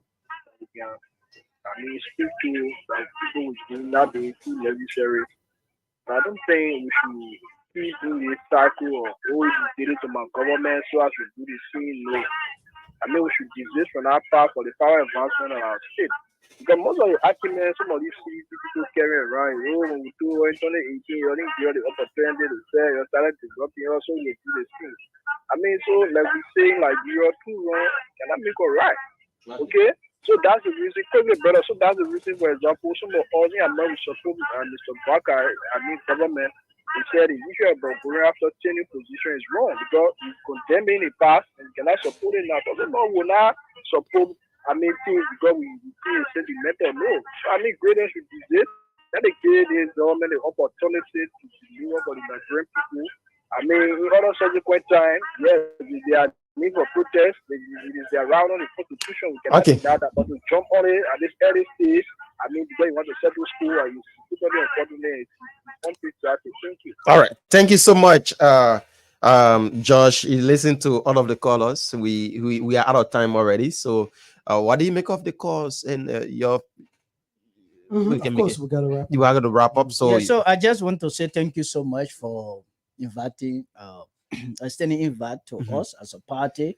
And want to say the less of Honorable Gray, I was intentionally drag Mr. Yeke called about this protest issue, they plan protest.